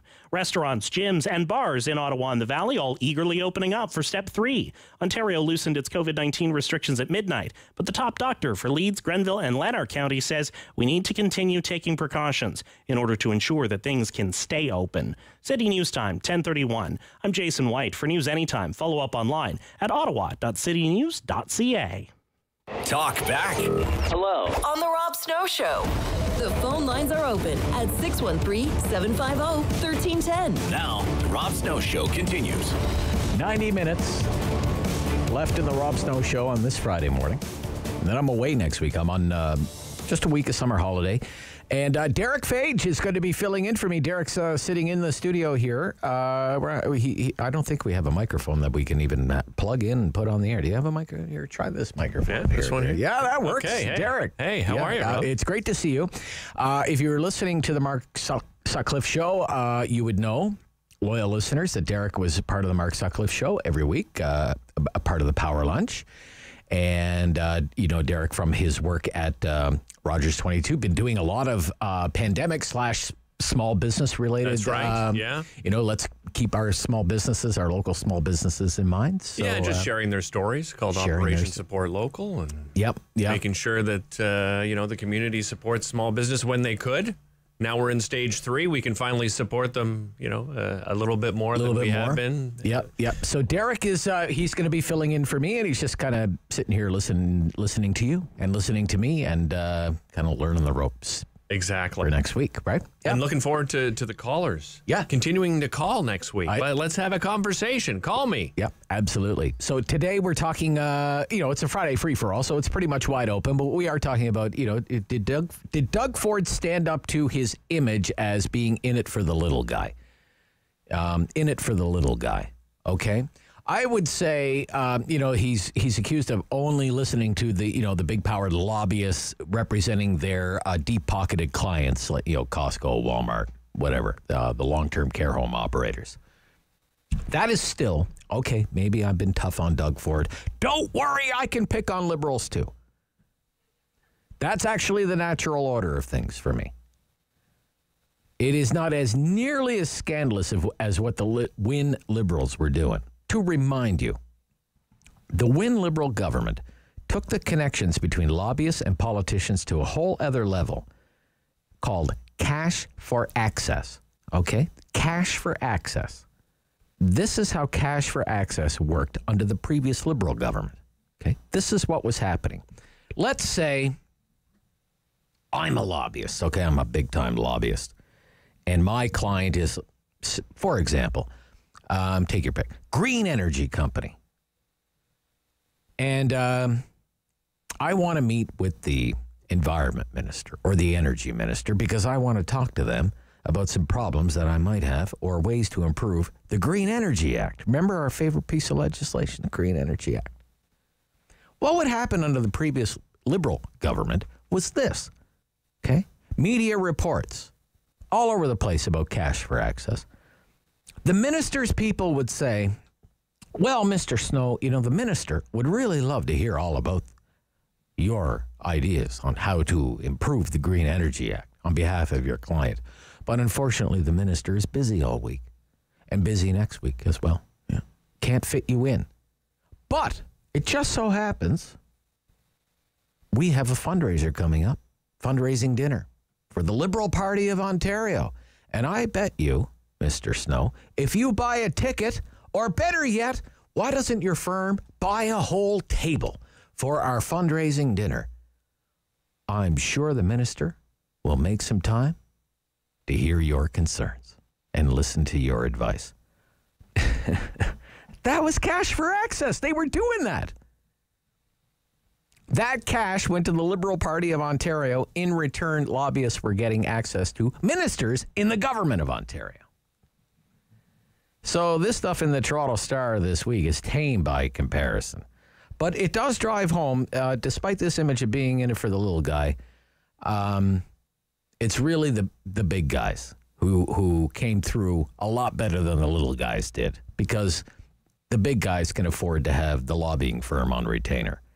And it was the big guys who managed to get some concessions from the government when it came to restrictions, right? But nevertheless, we're in step 3. We're in step 3. Welcome to it. We made it. We made it. Unless you were one of the little guys who didn't make it. Joyce in Ottawa. Joyce. Hi, Rob. Hi. Happy birthday tomorrow. Congratulations on your wedding. Good job. Holy cow. It's all happening, right? I know. Crazy. Anyway, your program, like Wednesday, Thursday, people were, it's about the vaccine passport. Vaccine passports, yes. Yep. People were so upset that their personal freedom was under attack. Like tyranny is on the march, yeah. They called it diabolical. Diabolical. But you had programs about C10, and in comparison, like the reaction was a lot less, was muted, really. Yeah. I don't get it. Like, I don't get it. It's the same thing. Well, it's worse. There's a program on TBO. It's called Dictator's Playbook. And you're right. The first step, they all did it, was remove, like, blocking internet. Block the internet, yeah. Kill switch. Internet kill switch, yeah. So I don't get it. How come people weren't as upset about C10 as they are this vaccine passport? Well, there's a line in politics, Joyce. If you're explaining, you're losing. And when you get into, well, you have to pay attention to Bill C-10, and this is why, and it involves your charter rights, and it takes some explaining, right? And if you're explaining, you're losing. Whereas, vaccine passport, the government wants to, know everything about you. I know. Right? Yeah. It's kind of crazy, right? But don't you think, Joyce? I mean, it's a very basic issue to me. Let's say you go out to dinner. I assume, Joyce, you're fully vaccinated by now, right? Yeah, you're fully vaccinated, right? Do you have any problem if you go out to dinner to your favorite restaurant? You can actually go into the dining room now, but would you have a problem if the host or hostess said, ma'am, we'd like to know, we have to check, are you fully vaccinated? Would you have a problem if they asked you that? Or? No, and I'd book another meal there. You'd book another meal because they are asking, right? Yeah. Yes, they are asking. Yeah. Okay, Joyce, thank you. Can I just... sure, go ahead, Joyce. Yeah. Take all the time you need. Trudeau announced a handout yesterday to expand... Oh, don't worry, I have a lot to say about that, Joyce. Can you imagine? Yeah, I know. GE Wind turbine plant in Gas Bay as to promote CO2 reduction. Well, I believe that one was 2 days ago. Actually, yesterday in Montreal, it's for green aerospace jobs. Green aerospace jobs. $440 million worth. Can you imagine the healthcare you could get in West Quebec for that? Well, maybe you could explain to me why they approved that gigantic cement plant that in the gas CO2 in the gas bay. People still remember that story. My gosh. The one last thing. All right, very quickly, Joyce. I'm being very generous. I'm complaining because the paper is so thin these days that I don't have enough to wrap my fish in it. All right, Joyce. So have a good holiday. Thank you, Joyce. Yeah, very good. Holy cow. She is so good today. Michelle, Ottawa South. Happy birthday. Well, You've never told me to take as much time as I needed. Congratulations. I'm sorry. Our time is very tight, Michelle. I'll have to let you go. No, okay. Very good. Go ahead. I heard you yesterday in regards to that article in The Citizen there about fighter jets. Fighter jets, yes. And Neil Young and Daryl Hannah and all the moral people. Jan Martel, yep. Yeah. And the aurora borealis, the icy skies at night, the paddle cuts the water in a long and hurried flight. Is that not beautiful? Sounds beautiful, That's Neil Young. That's Neil Young. Have you ever heard that song? I don't know. It's a story about a Native massacre. And what's always got me about that song is that there's a verse in that song where Mr. Young goes on and he says, I wish I was a trapper. I'd trade 1,000 pelts to sleep with Pocahontas and see how she felt. If that was a conservative songwriter, that was wrong in 1970. It's wrong today. Neil Young pimping out Pocahontas, it's so wrong. But once again, the left overlooks it because he's one of theirs. He's a celebrity. Right. And well, I guess not to get too wild and crazy and off track here. To me, it's Daryl Hannah. First of all, who cares? You don't even live here. Neil Young. God love you, Harvest Moon, great album. I don't want you making defense policy, so I don't care. Go away. I agree with you 100%. Right? And my point would be that what's the chance 100 of these authors and whatever they were, poets, and they all got together and decided to send Trudeau a letter? I mean, come on, really think about that. Did they have a Zoom call, or was it a setup? In the article, they say expensive weapons are largely useless in humanitarian or climate change. Well, of course they are. They're called fighter jets. Of course they're useless unless you're having a massacre and someone's doing something to you in the air and you need somebody to come in and fight for you. Look, and this has been it's been such a giant mess, Michelle. But I mean, the whole fighter jet. Yeah, I think it's just an excuse to make a path to tell all the rest of us that these moral people are right, that we shouldn't be spending money on conservative values, peace through strength. Let's spend the money on what the liberals want. Well, I don't know. We're on our second government now. Okay, spanning now what? 16 years. Just buy some planes.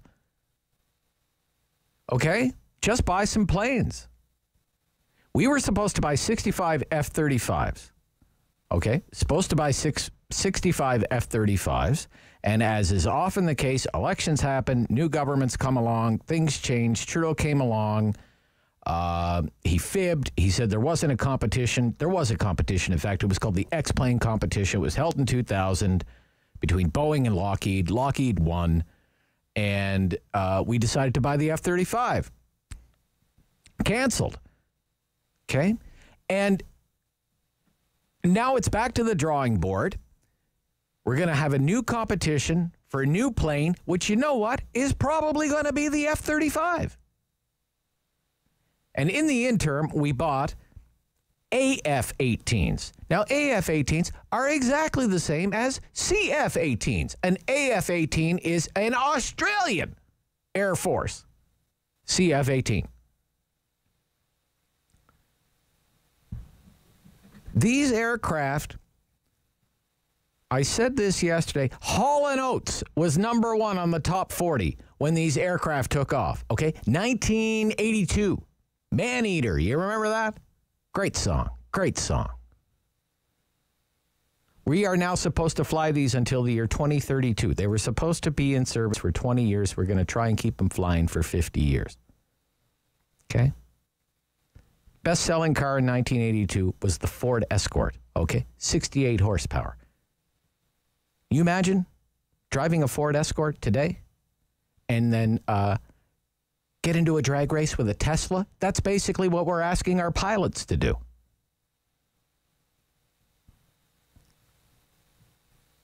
The Auditor General said a few years ago, he did a whole audit into this fighter jet program.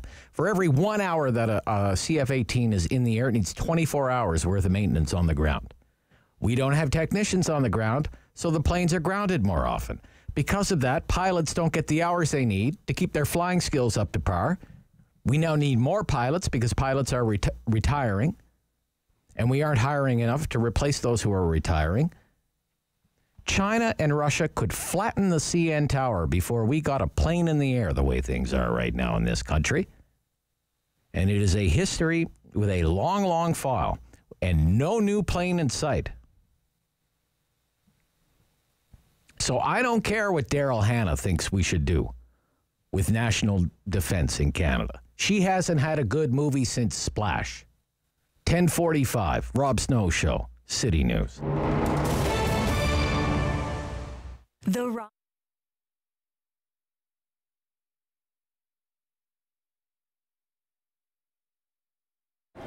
This affected us big time because when, you know how we are seasoned, we have clothes for the spring, clothes for the winter. At that time, lots of clothes didn't arrive on time from Europe or from here because some factory shut down. So, and this put us in an odd position. We received not all the merchandise, part of the merchandise. And people, and for us, we have to be careful, you know, especially with the virus going on. Like, did affect the business, of course, like everybody else. We're not immune, and since the government helped, you know, this did a little bit good for us too, but still affected all the sectors, especially clothing. You know, you can see big corporation affected bad because nobody was like thought it's gonna be like this. You know, earthquake might happen, we joke about it before, things might happen, but this was like a third war, but with a virus. So how to survive, that's the question, and we're doing our best to work with the mall, especially rent in a mall is very high.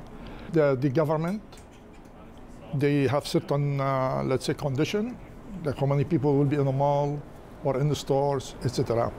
Yeah, it's a big factor, but of course, if my store has a back doors or just will be better, it will be much better. At least we can have curbside much easy because we have to shut down completely, you know? And this left a mark on us, on everybody too. People always ask me, go online. Certain things you can't go online, let's say t-shirt, certain product people don't know how to fit. But when it comes to clothing, like it's different completely. Let's say I have a customer comes, you can give him 44, but certain suit he might take 42, certain suit he might take 46. So, and how could, I mean, suit is not gonna fit the same. And I see people come back and they show me what they got online and not the same fabric. Mostly young people, but if you really wanna shop, you have to go to the store because everything will be around you. You wanna be sure the color look good, the fit will look good, especially when you spend, doesn't matter how much money, 300 or 2,000, you know? You have to try, you have to see what's going on. Please don't be shy, contact us. It will be a pleasure for me to take a suit or coat or anything. Like sometimes people have a funeral, they have things, they have a wedding, they don't want to come to the mall. If I get all the information, I will go and meet them at their home or their business offices. I'm gonna start doing that, you know, and this will help the business and help the people. Like they're afraid to come to the mall for time being, or they're too busy at work. They cannot go anywhere at certain times, so I'm glad to do that.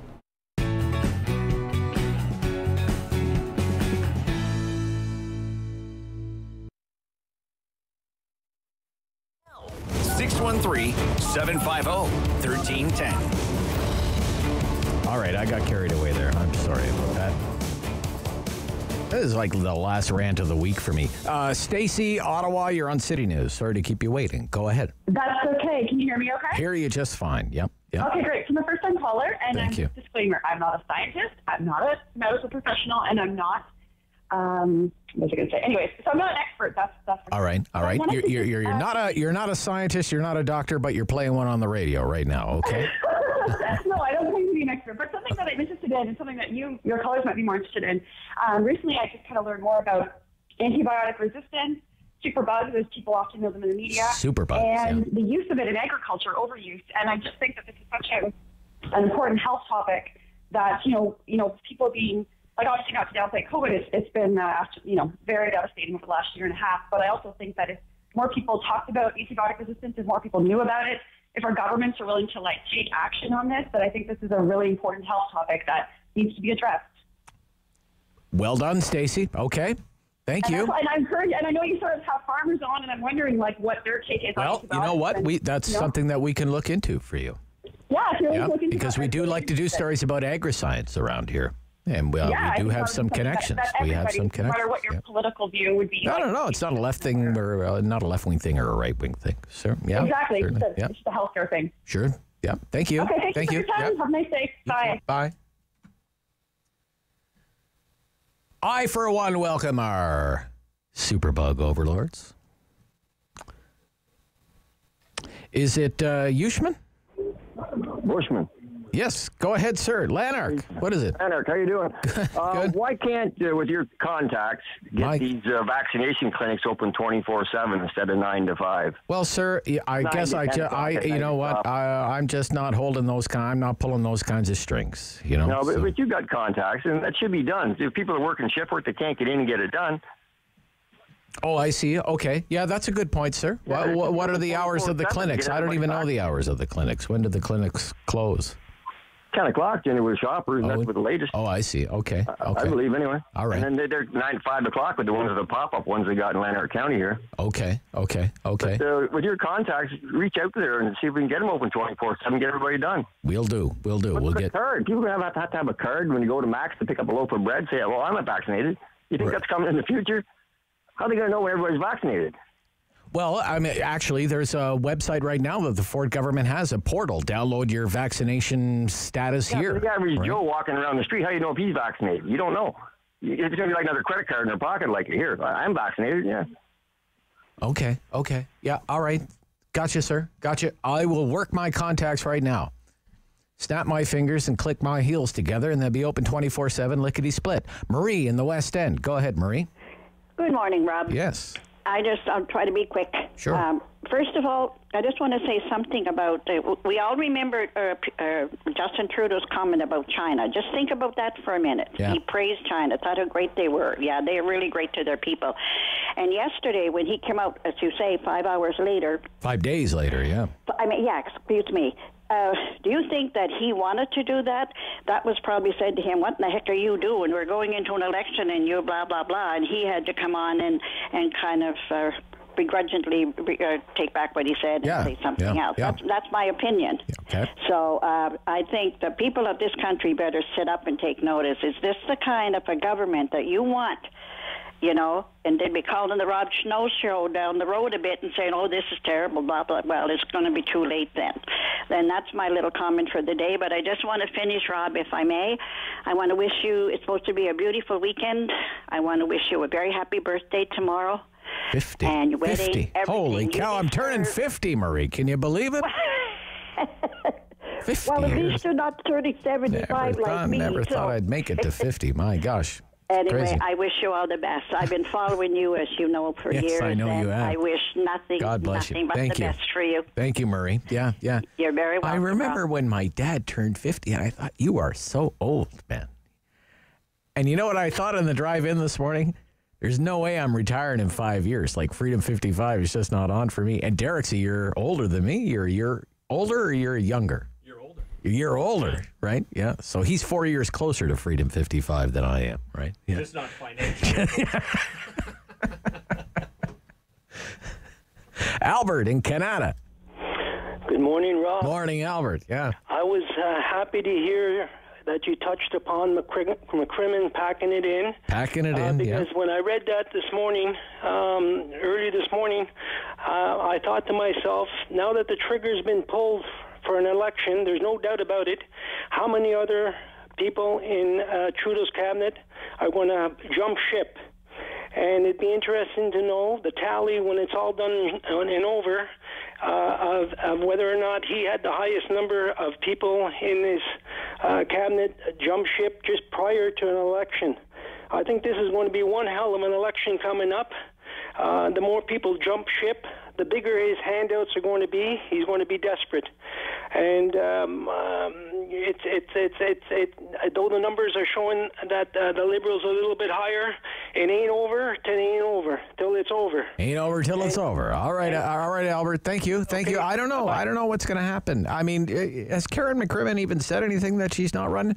I just love how, whenever somebody announces they're not running, the default position for the political media is Mark Carney. Literally like a month ago, it was Mark Carney is going to run in Ottawa South. And I was the one saying, well, the last time I checked, David McGuinty is the Liberal MP in Ottawa South. You're going to kick out a McGuinty? Are you kidding me? I don't think so. Catherine McKenna, Ottawa said, oh, not running. Mark Carney's going to run in Ottawa Centre. This week, it's Canada Carleton. Mark Carney's going to run in Canada Carleton. Anybody else? Alex in Canada. Alex. Hey, Rob. Hey, Alex.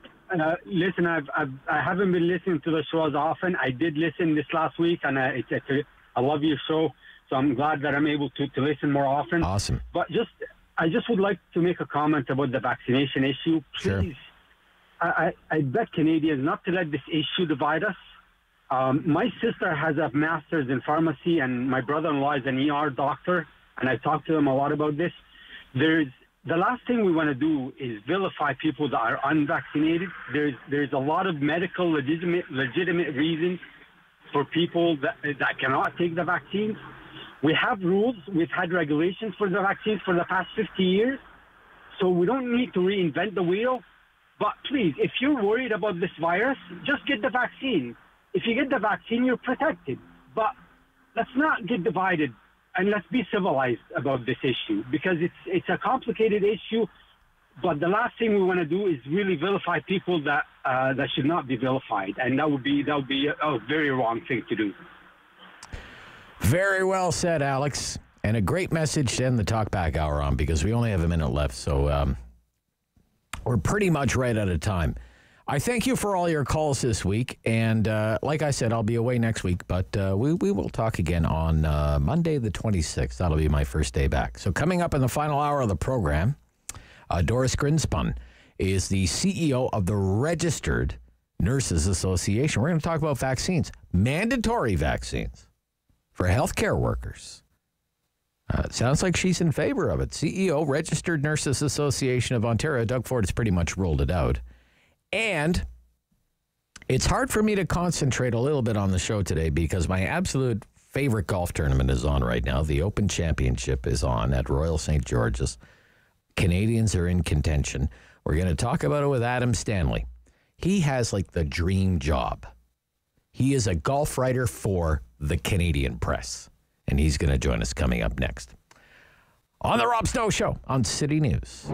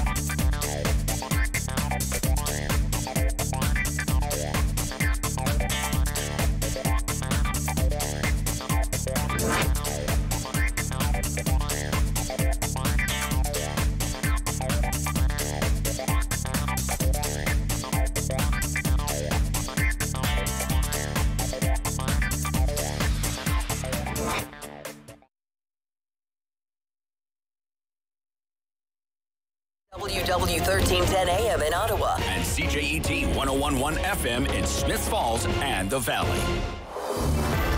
Number one for local news in Ottawa and the Valley. This is City News, now on 1011 FM and 1310 AM. This is Friday, the 16th of July. Good morning. I'm Jason White. Right now in Ottawa, a mostly cloudy sky, 20 degrees. It's 19 in Smiths Falls. Here's what's making news in Ottawa and the Valley. A day after a tornado touched down in Barrie, north of Toronto, the damage in parts of that city is being compared to the aftermath of a bomb. The twister has left some without a home, others with homes that are badly damaged. And given the path of destruction, it seems unbelievable no one was killed. Our Mark Douglas is in Barrie's South End and has more. Environment Canada has confirmed what people in this devastated neighborhood already suspected. It was a preliminary EF2 tornado with maximum winds of 210 kilometers per hour that wreaked all this incredible havoc. It kind of passed through in about 5 seconds, and I came out and looked and saw our neighborhood is destroyed. So many people were hit so hard, but few as hard as Jack. Roof's gone. The ceiling's falling down in the house. My shed flew away. Tools and other stuff flew away. And your house has been officially condemned? It's been condemned. I can't go in it. Where are you staying? How are you coping with all this? Well, last night I stayed in my car. 4 of the 8 people hurt in the tornado are still in hospital today with serious injuries.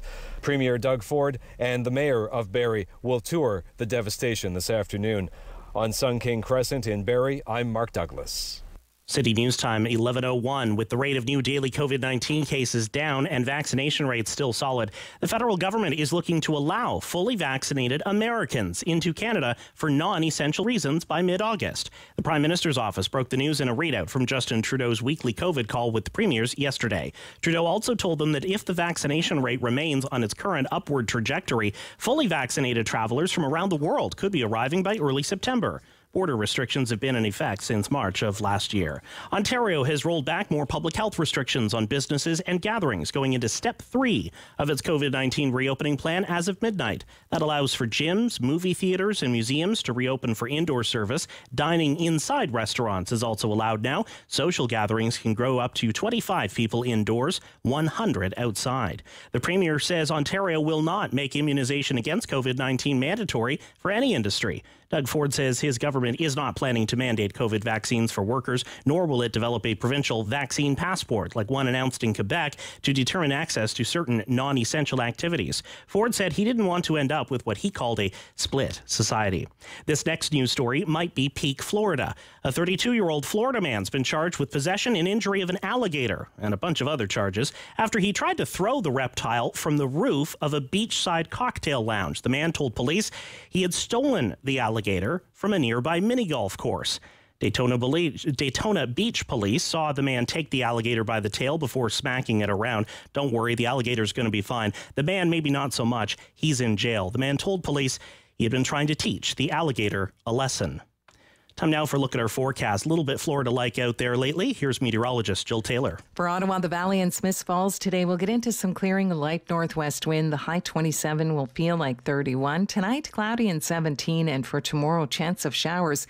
High 27 will feel like 33. And it'll feel like 38 with the humidity on Sunday. We'll start with some early morning showers and then a bit of sunshine for Sunday. For today, the high 27. Mostly cloudy right now. It's 20 degrees in Ottawa, 19 in Smiths Falls. I'm Jason White. For news anytime, follow up online at ottawa.citynews.ca.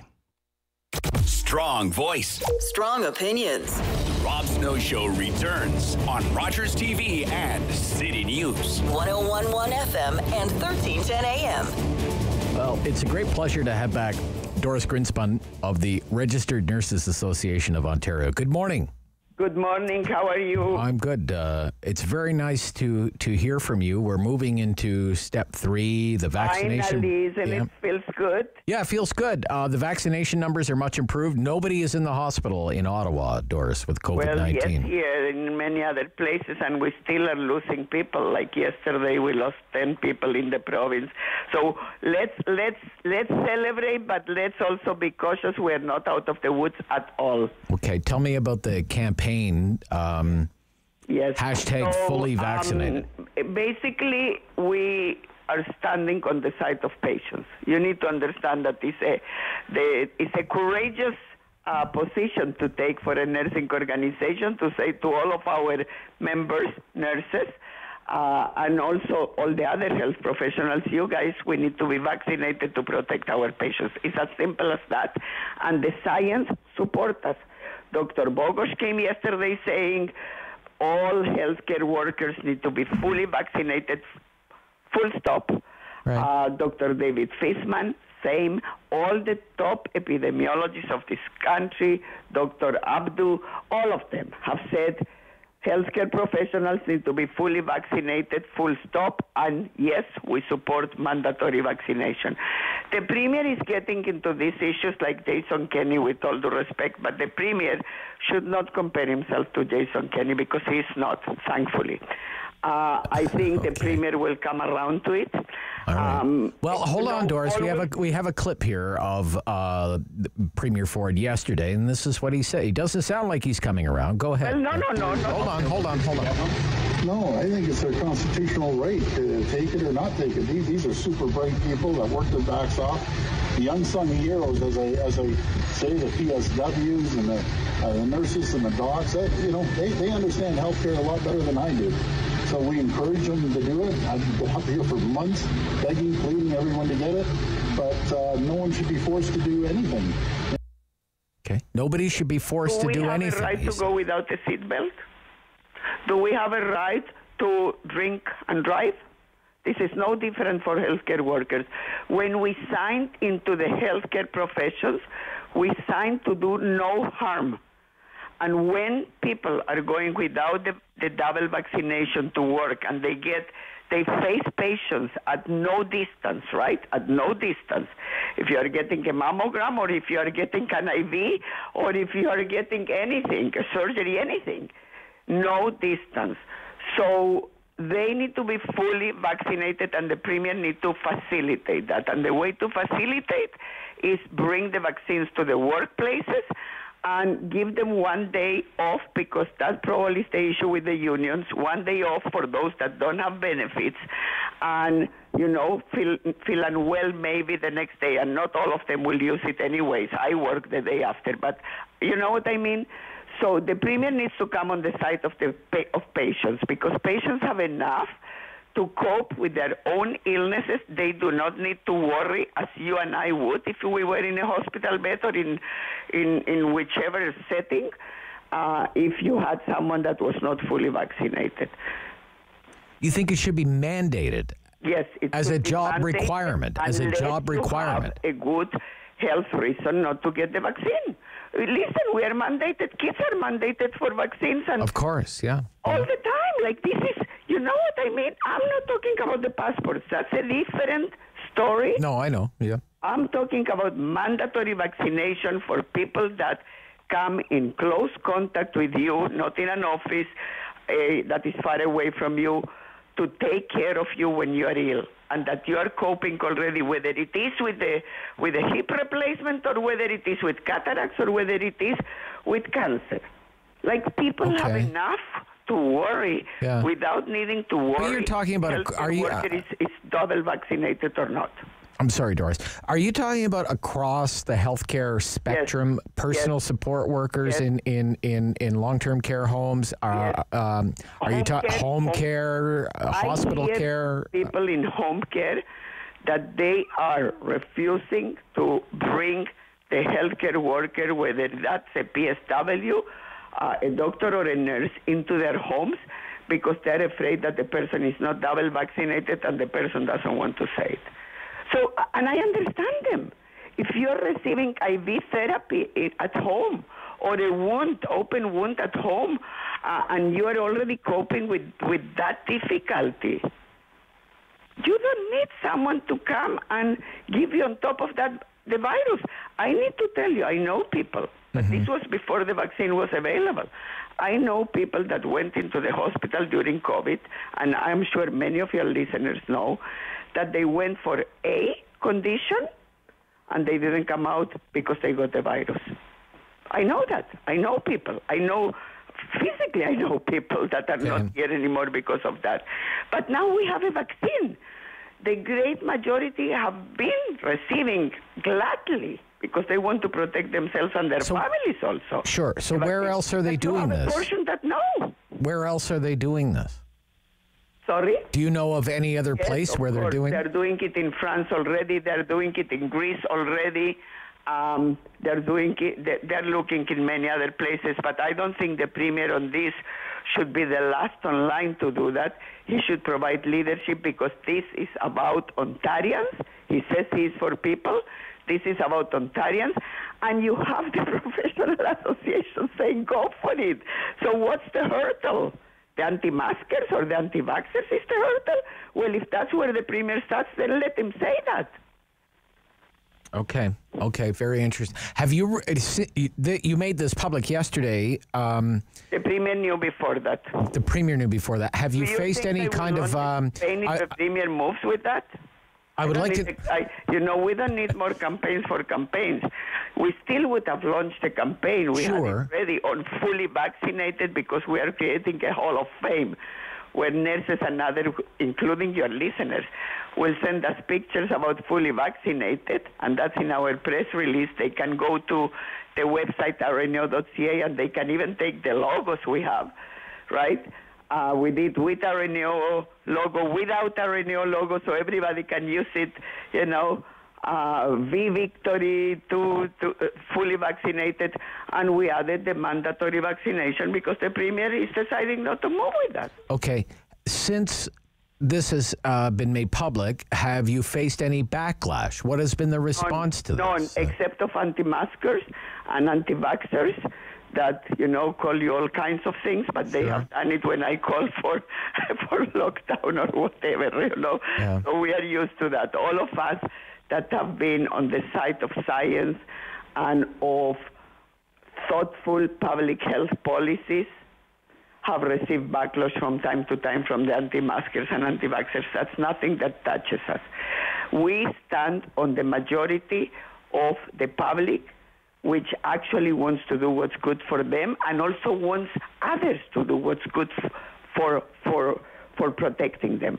And as health professionals, we have a duty to protect our patients. And without being fully vaccinated, those people should be mandated until forever, quite frankly, to use the, N95, not just a regular mask. Those that are not vaccinated should use the N95 and a face shield. I wouldn't. I am double vaccinated already. I wouldn't have anybody coming close to me if they're not with a mask, Right. And with the face shield. Okay. Because you can get the virus, as you know that, right? Sure. I would like to ask you something else unrelated to this. I know personally like 4 or 5 people who have they've quit their jobs. They for one reason or another, they just want to do something else. I'm wondering, and we know it's been in the news media, people are surveyed, and the pandemic has been such a grind from a workplace point of view for a lot of people. I'm wondering in the nursing profession, what you're hearing. Are there a lot of nurses who they're either quitting or they're thinking about quitting? Can you give me a sense of that, Doris Grinspun? Very good question, and the answer is yes. In fact, I was at CBC yesterday, and we released a report on this already a few months ago, and we warned the government that we will have a shortage of nurses because, yes, they are quitting and more will quit. They're rethinking life, the same as you said others are, with the difference that the nursing profession underwent not only the intensity that the rest of the public went, but the intensity of being close to those that were extremely ill during COVID, whether nursing home or whether ICUs, and also many that die. And they were the ones that saw that experience, that tried to help, etc. They served as nurses and they served as families because families couldn't be there. So yes, it's happening. And what the Premier needs to do to, instead of calling us healthcare heroes, start by repealing Bill 124. You know that the cost of living, COLA, is 3.4% this past year. We are not the union, so I'm not speaking on behalf of the union, but they cap, as you know, Bill 124 at 1%, while the U.S. is not capping at anything, And President Biden is sending his troops here to get all the nurses that they can, and they want baccalaureate. Oh, really?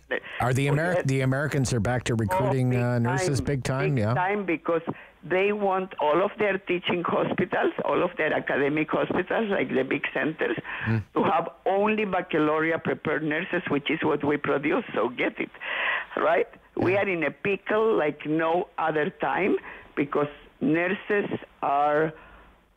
want tangible signs of we respect you and you are heroes, not just words. So we have said to the Premier repeatedly, repeal that bill or exempt nurses from that bill. This is an issue across the country, by the way, not only in Ontario. But yeah, we are losing nurses. They're selling their house, going to the U.S., etc., and some are deciding to leave the profession for something else.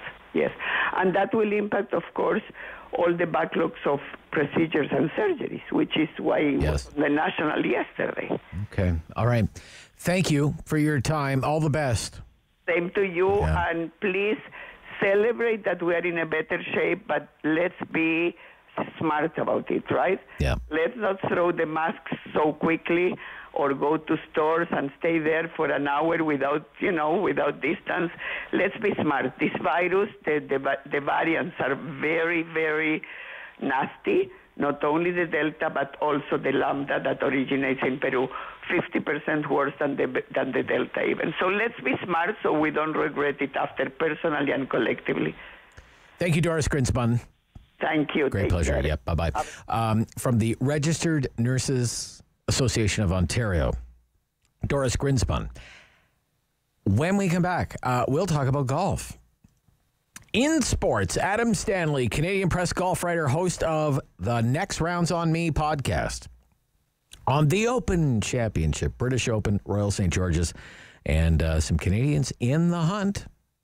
Should be a good weekend for golf if that's your thing. Stay tuned. This is the Rob Snow Show on City News.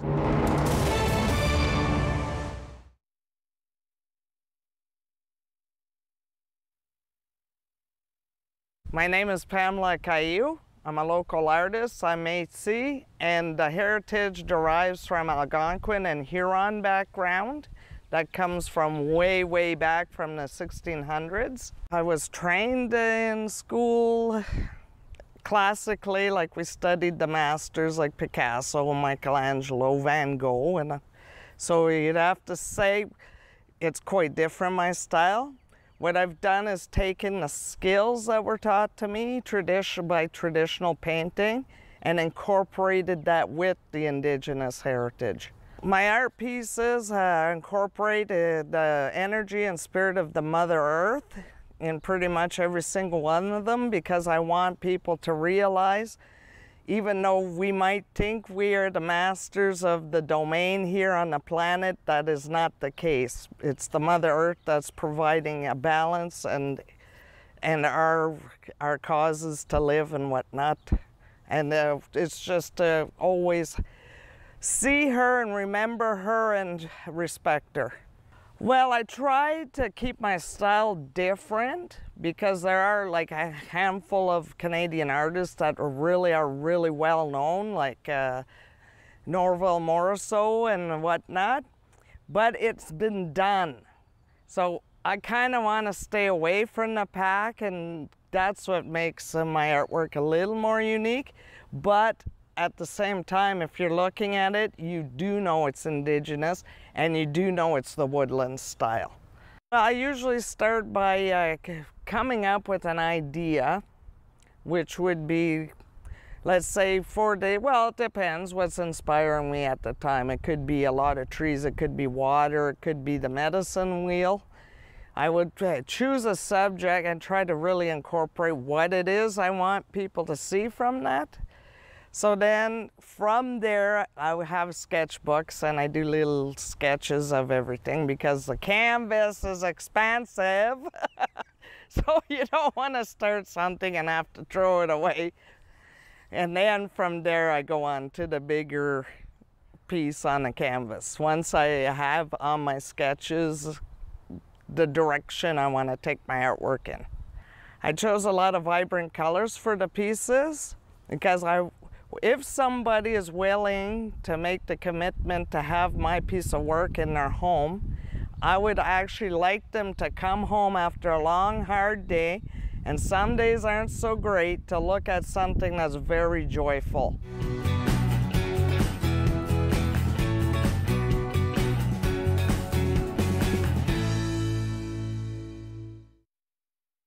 Snow Show returns on Rogers TV and City News, 101.1 FM and 1310 AM.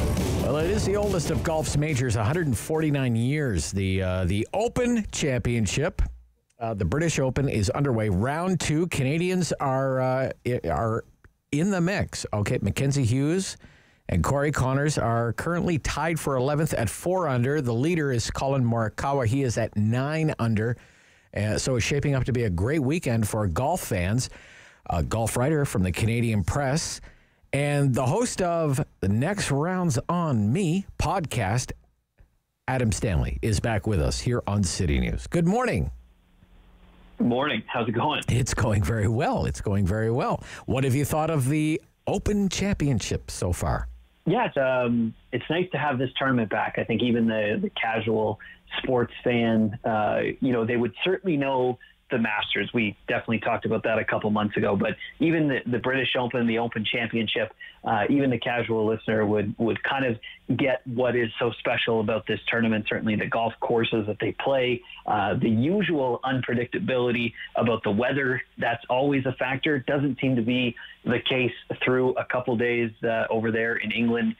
So far, it's pretty sunny. The wind isn't blowing all that bad, but it's nice to have this championship back on the schedule, and certainly a very impressive leaderboard up to this point, as the afternoon wave over in the UK is just getting moving. So when we think about some of these iconic British Open courses, whether it's Carnoustie and all the others, what's so special about this one? What are some of the more dynamic features about this one?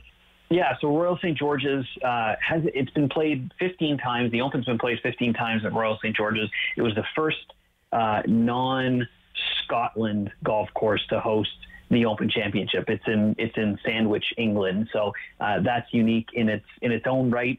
They haven't had the tournament back there since 2011, so it's been a decade since its return. And the biggest thing about this course, certainly as compared to most of the other ones, like St. Andrews and et cetera, is that this one is a true links golf course. I mean, they're all kind of linksy in their own rights. Most of them are just links style or links courses, but this one has the humps and the bumps and the real quirky nature of the turf. And I think for everyone who maybe tunes in or sees pictures, certainly from a drone, they're going to see all these humps, and the fairway is not going to give you a very flat lie. So for the guys who are playing this week, they really need to just mentally wrap their heads around the fact that, they may hit a perfect shot, but they're not going to get a perfect lie, and a perfect shot may end up in a pretty poor spot. So it's a beautiful golf course. Yep. It's links. It's in England, and it's got some quirks to it, which I think makes it so unique. I have it on the television here in the studio. It actually, for a British Open link-style golf course, it looks quite lush right now, which is not, sometimes it's kind of brown, burnt, lots of roll, but it really doesn't look like that right now. So, no, it does not. They've had some recent rain over there, and some of the years, I think one of the years at Carnoustie, like you mentioned, it was pretty browned out. Like, it was pretty baked right out, and that's kind of the thing we've come to expect for some of these golf courses, certainly through the summer. Not so much this year, though. You're right. It's definitely on the greener side. I think the Canadians are playing really well. Mackenzie Hughes is through 5. He's 4 under even on the day. Corey Connors was kind of up and down today, but he had an eagle, so that certainly helps.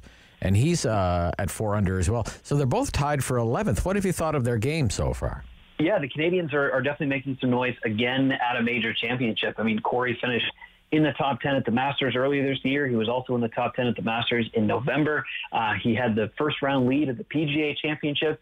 And then, of course, Mackenzie Hughes was in the final group on Sunday at the U.S. Open just a few weeks ago. So Corey and Mackenzie, who are both going to represent Canada at the Olympics in a couple weeks are playing very, very well this week. The start from Mackenzie Hughes, I thought, was surprising in a pleasant way. This is Mackenzie Hughes' Open Championship debut. The guy has never played this tournament before. He's barely ever played links golf, period. So for him to go out, shoot 4 under par yesterday on Thursday was super impressive.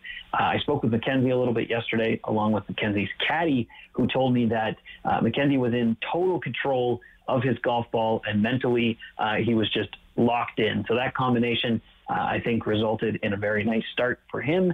Corey Connors, meanwhile, like you said, a little bit up and down, didn't quite get things moving until he made an eagle on 15 today and then added another birdie on 17 to get to 4 under par. So it's going to be close, but we may have 2 Canadians in the top 10 heading into the weekend at the Open, which is awesome. That is incredible. Yeah, it's really kind of a golden age right now for Canadian golf fans with the way the men are performing. And of course, Brooke Henderson is, she's already had a Hall of Fame career. So she's in a whole other category. Yeah, she's had a Hall of Fame career already. So right now at the top of the leaderboard, incredible round today. Colin Morikawa has already won a major. He won the PGA Championship. Jordan Spieth has won multiple majors, but not in a while. And the same with Louis Oosthuizen has won majors before, but again, not for a long time. So who do you like? Who do you like? I like Jordan Spieth out of this pack. I mean, you can't deny Colin Morikawa, like you said, won the PGA Championship in his debut. This is also Colin Morikawa's Open Championship debut. He's never played this tournament ever, period, and he's already off to an excellent start. But Colin Morikawa is one of the best ball strikers on the planet. You look at the stats, you look at just everything. He is so good. But I think Jordan Spieth has just embraced links golf and embraced the British Open so well early on in his career. The last 5 times he's played the Open, he's finished in the top 24 of those times, including a win in 2017. So you're right, he hasn't won a major since then. That was his 3rd major win. But Jordan Spieth is playing the best golf that he's played in a number of years, and he just thrives on the creativity that you need to play well over in the UK. So he was off to a great start, made 2 birdies in his first 2 holes, cooled down a little bit, but I do like Jordan Spieth through the weekend at the British. Okay.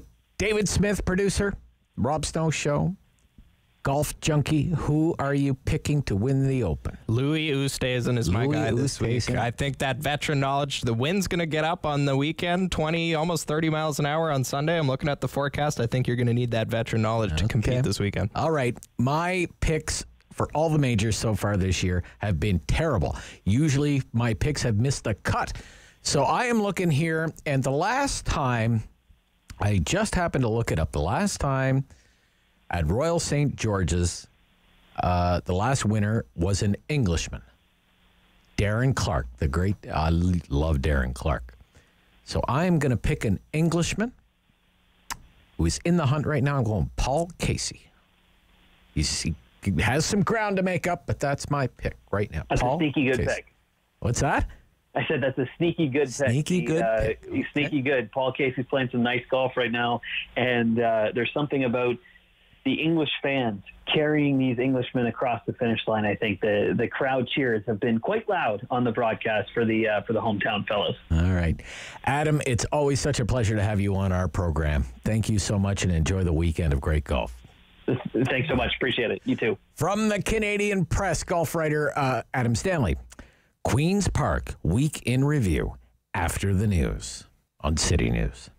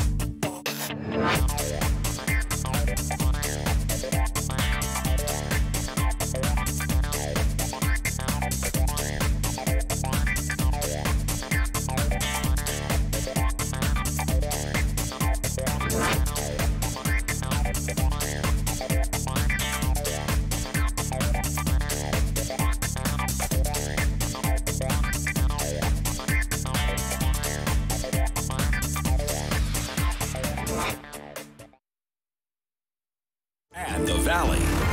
This is City News, now on 101.1 FM and 1310 AM. It's Friday, July 16th. Good morning, I'm Alex Gouge. Right now in Ottawa, it's partly cloudy and 22, feeling like 25, and in Smiths Falls, it's 20, feeling like 24. Here's what's making news this hour. Ontario health officials are reporting 159 new cases of COVID-19 and 10 additional deaths. However, the province is reporting no cases in Ottawa, Renfrew County, Leeds, Grenville, and Lanark, and the Eastern Ontario Health Unit. This comes as over 28,000 tests were conducted, bringing the positivity rate to 0.6% rather. Ontario also says over 168,000 doses of a COVID-19 vaccine were administered since Thursday's report for a total of more than 17.8 million doses. Barrie is in cleanup mode after a tornado tore through a neighborhood yesterday afternoon, smashing homes and injuring several people. Paramedics say 8 people had to be hospitalized, while Fire Chief Corey Mainprize says about 20 homes are uninhabitable, with 2 or 3 completely destroyed. Crews are expected to start making repairs today, including patching up roofs that weren't too badly damaged. Barrie's mayor says the community is already coming together to help those who lost the most, donating food and other critical supplies. Canada's cybersecurity agency believes holding a federal election during the COVID-19 pandemic could increase the threat of foreign interference. But the Communications Security Establishment has confidence in Elections Canada's plans to protect the electoral process and says Canada's democratic processes are a low priority target compared to other countries. Still, in its latest report, it warns voters will likely to run into some attempts by foreign actors to influence or interfere with their right to vote ahead of and during the next election. City News time, 11:33. I'm Alex Gouge. For City News anytime, follow up online at ottawa.citynews.ca. Firm. Fair. Fun. The Rob Snow Show returns on Rogers TV and City News, 101.1 FM and 1310 AM. Oh, I look at the screen here for the Queen's Park Week in Review with our MPPs. I think we have the province pretty well covered. We have Eastern Ontario. We have Southern Ontario and a little bit west of the Toronto area. And we have Northern Ontario. So it's pretty good. Stephen Blais is the Ottawa Orleans Liberal MPP. Good morning. Good morning, Rob. Yeah, nice to hear from you. France Gelinas is in Sudbury today. Nickel Belt is her riding. She's a New Democrat. Good morning, France. Welcome back. Nice to talk to you. Nice to hear from you. And in Guelph today is Green Party MPP Mike Schreiner, leader of the Ontario Green Party. Morning, Mike. Nice to hear from you, sir. Good morning, Rob. Pleasure to join you. Can I give you one programming note? Sure. My friends at the International Plowing Match must listen regularly because literally 10 minutes after the show last week, they sent me an email saying the IPM has been canceled and we're sorry we didn't let you know ahead of time. The International Plowing Match. That's right. It was scheduled for Lindsay, right? It was supposed to happen in Lindsay. Yes. But it's scheduled to take place next year here in Eastern Ontario, Kemptville, as a matter of fact. So exactly. Yeah, that'll be. It's a huge event. It's a huge event. Now, I'm sure we're all thinking about everybody in Barrie today, right? As well. Yeah. So terrible scenes there in Barrie. So we've been there, Steve, here in the Ottawa area. So it was certainly a lot of memories for a lot of people in Ottawa to see that in Barrie yesterday. Terrible, terrible stuff. So. Yeah, I know. It was very reminiscent of the tornadoes from, I guess, was it 19 or 20? Must have been 18 or 19.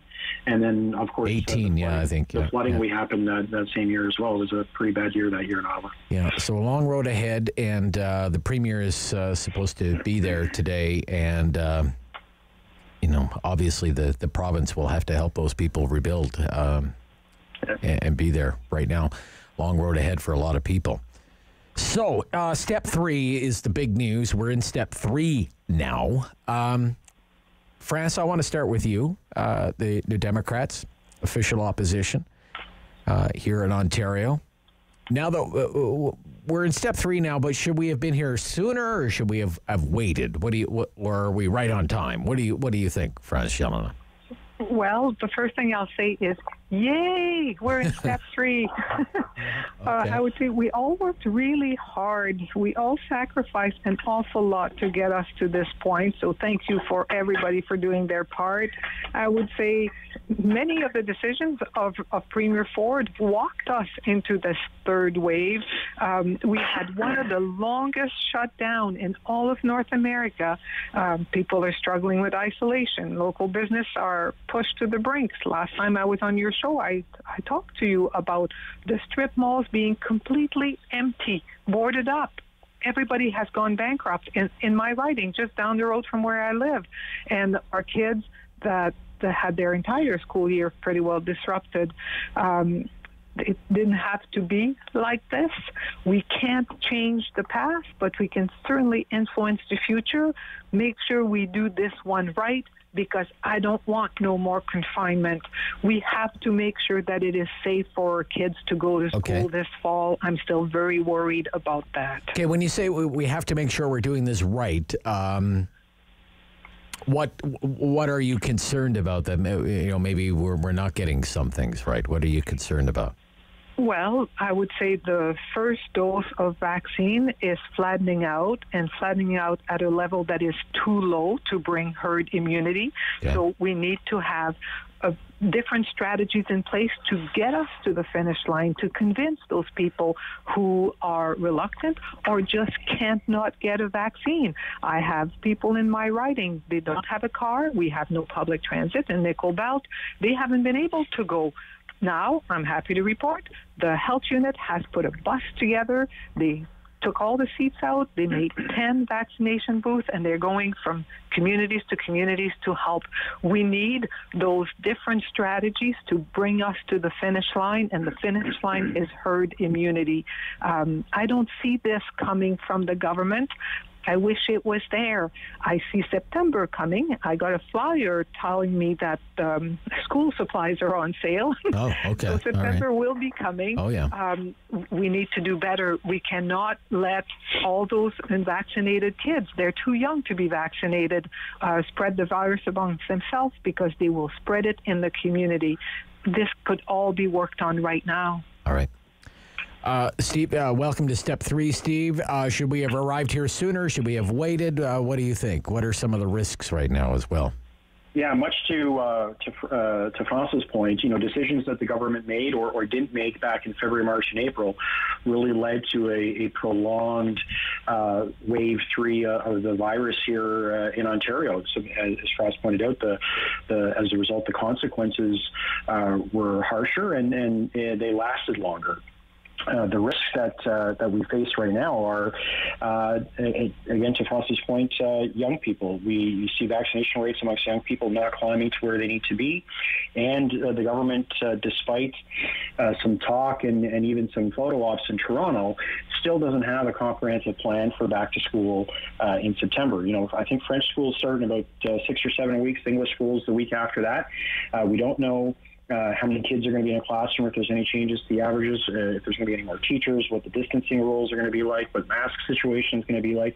And of course, there isn't going to be a single elementary age child in Ontario vaccinated by the time school starts, or at least based on what we know today. So there's a lot of things up in the air, and quite rightly, as the public health leaders pointed out earlier in the week, we have to get some of those numbers up, and we have to get some of those things right, because there is a risk, and we've seen it, I think, start in Europe in some jurisdictions. There is a risk that things can get worse again, despite our high vaccination rates. And God knows what that would lead to. God knows what that would lead to in the fall. So there's a lot of work for the government still to do, and to date they've been very, very quiet on it. Okay, Mike Schreiner, what do you think about our reopening right now, and what do you think some of the worries should be right now? Yeah, well, I think we're all excited to hit stage 3. I know especially a lot of the small businesses in my riding and small business owners I talk to around the province are absolutely excited about it. But we have to make sure that we take the necessary steps to avoid a fourth wave and another lockdown. What are those steps? We need to make sure we're, continuing to roll out rapid testing. Big shout out to the chamber networks across the province who have been taking that on, but we need government to make sure that we're rolling those out, have them available, make sure that we're mandating proper medical grade PPE, particularly in, warehouses, food processing facilities and things like that, where proper fiscal distancing is hard to make happen. We have to make sure we reach out and get those vaccine numbers up, as Franz suggested. And I've had people telling me, particularly lower income workers in the healthcare sector, it's like paid time off to go get vaccinated. Making sure we take vaccines to people who may have disabilities or elders who can't get to vaccine clinics. We have to make sure that our small businesses, I've been saying this over and over again, have a third round of funding with the Ontario Small Business Support Grant. Even though, we're reopening now, only 34% of small businesses have reached sort of their normal sales levels. They still need support. Okay. If we're going to recover economically, we need to make sure that those that haven't gone bankrupt, have the cash flow and financial resources, to survive the third wave and be able to reopen now that we're in step 3.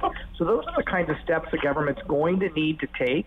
And then I would just finally say, absolutely, we need a back-to-school plan. I mean, it's hard to believe it's, mid-July, and we still haven't heard what the government's detailed, safe reopening plan for schools are going to be. It's especially important because we know younger students will not be vaccinated, and we certainly don't want to see spread through our schools. All right, I want to move on to this story that was in the Toronto Star this week, and I'm going to read it. Just a quick paragraph here. The Toronto Star reports this week, several of Doug Ford's key pandemic decisions were swayed by business interests. COVID lobbyists were able to deliver for their clients. That's the headline. In films, in industries like film, construction, long-term care, in ways that sometimes warp the COVID fight. They pushed for legal indemnities that were provided, contracts that were signed, lockdown exemptions like the big box carve-out that were granted. I don't know if the three of you have read the story. I would suggest you do, but I would like, based on what you know about it, your reaction to it, please. France, why don't you go ahead, France?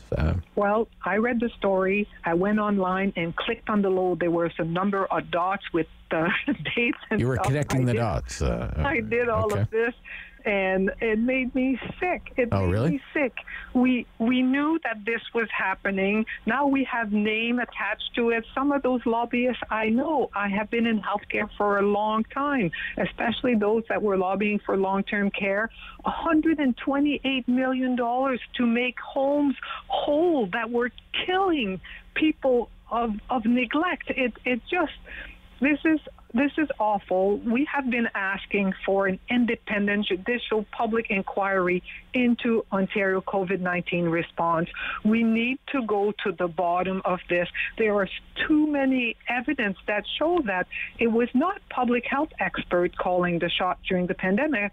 It was the lobbyists. It was the insiders that had access to Premier Ford, and we all suffered because of it. And the pandemic went on longer. So you believe that the lobbyists had an inordinate amount of influence on things like lockdown rules and exemptions from lockdown rules and those sorts of things, because they were able to get access to the premier or ministers or what have you. There is not one public health expert who could ever agree with this. Okay. I mean, when do you see public health and small business gang up together against a government? That never happens. It happened that time because it makes no sense. It was before Christmas, and the big box stores were open when all of the little businesses were forced closed. That was horrible, and there is no public health justifications for this. Okay. Yeah, I got you. Steve, what do you think, Stephen Blais?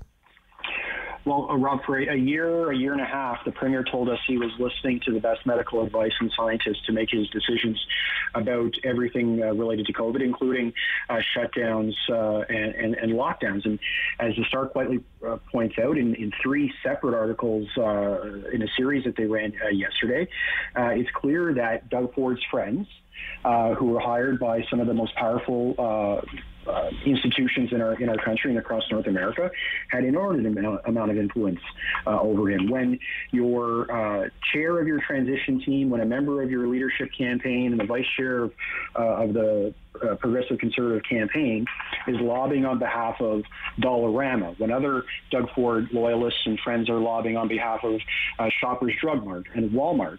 It's no shock then that there's this carve out for big box stores.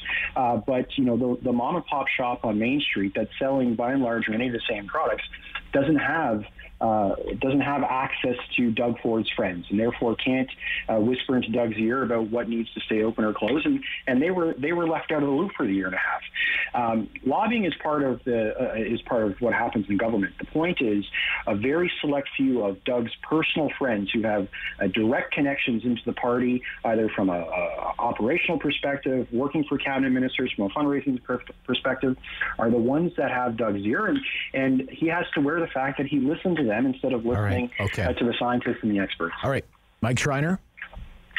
Yeah, Rob, it's just infuriating that the premiers, people who had insider access to the premier put those companies' economic interests ahead of the public health and safety of the people of Ontario, ahead of the interests of small businesses. I mean, these articles confirm what many of us have suspected, that it was lobbyists driving a lot of these decisions and not scientists and public health experts. And I remember in numerous exchanges I had in Queen's Park where I was just saying, like, why are small businesses shut down and you're allowing big box stores to keep selling goods that directly compete with small businesses? And you know what, I remember the premier saying something like, oh, I'm following, such and such advice. Well, the bottom line is he was taking his marching orders from the CEOs of companies like Walmart and Amazon, and not in the interest of the people of Ontario, the small businesses that have had to struggle through this pandemic. And you know what? I think the people of Ontario need to hold the premier accountable. All right. On this one. Okay. We'll stop here. When we come back, vaccine passports. I want to talk about vaccine passports. Premier's all but ruled it out. I want to know the position of your parties on vaccine passports. When we come back, Rob Snow Show, Queen's Park Week in Review. This is City News.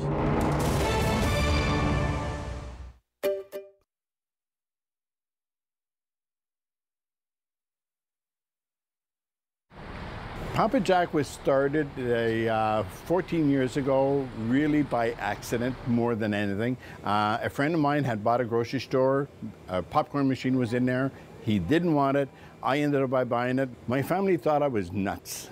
When I first said, come and pick up this popcorn machine, my son said, what the heck for? I won't use exact words. But anyway, we started and it just kept on growing and growing. But at the time, I was the only one selling popcorn in Ottawa. But we persevered as a family, and here we are. So it's been very, very rewarding for my family and myself. And to see our brand name, Papa Jack, and Papa Jack came out of, I wanted something that was going to be very bilingual. So Papa, and then in Ontario, everybody called me Jack, even though my name is Jacques. In Quebec, it's fine, it's Jacques, but in Ontario, it was always Jack. So we married the two together, Papa, Jack. With the store that we have on Thurston Drive, it basically, the factory's in the back. If you come into the store, you can see how the popcorn is being made during the week. So it adds an extra layer of, you can see the sanitation, you can see how we do it. It's not like making popcorn. Most people thought when I started this, I was making popcorn in my garage or in my basement. No, never did. It was started in this building, in the back of the building, and then we kept growing and growing until what we have now. My daughter and my son came up with a brilliant idea to do a fundraiser online. So basically all people have to do is to register here, and we give them a special code number. And with that code number, they tell their friends or their neighbors, everybody, to buy online from us with that code number. And then at the end of each period, could be 2 weeks, could be a month, then we'll pay them a 20% of all the businesses that we got through that code number. One thing I'd like to say is thank you to all the Ottawa people who have supported us and support local businesses. Sometimes people, they talk about buying locally, now it becomes that much more important to buy locally, to support your local businesses, because not too many of them are going to survive this. We're fortunate that we're so far so good.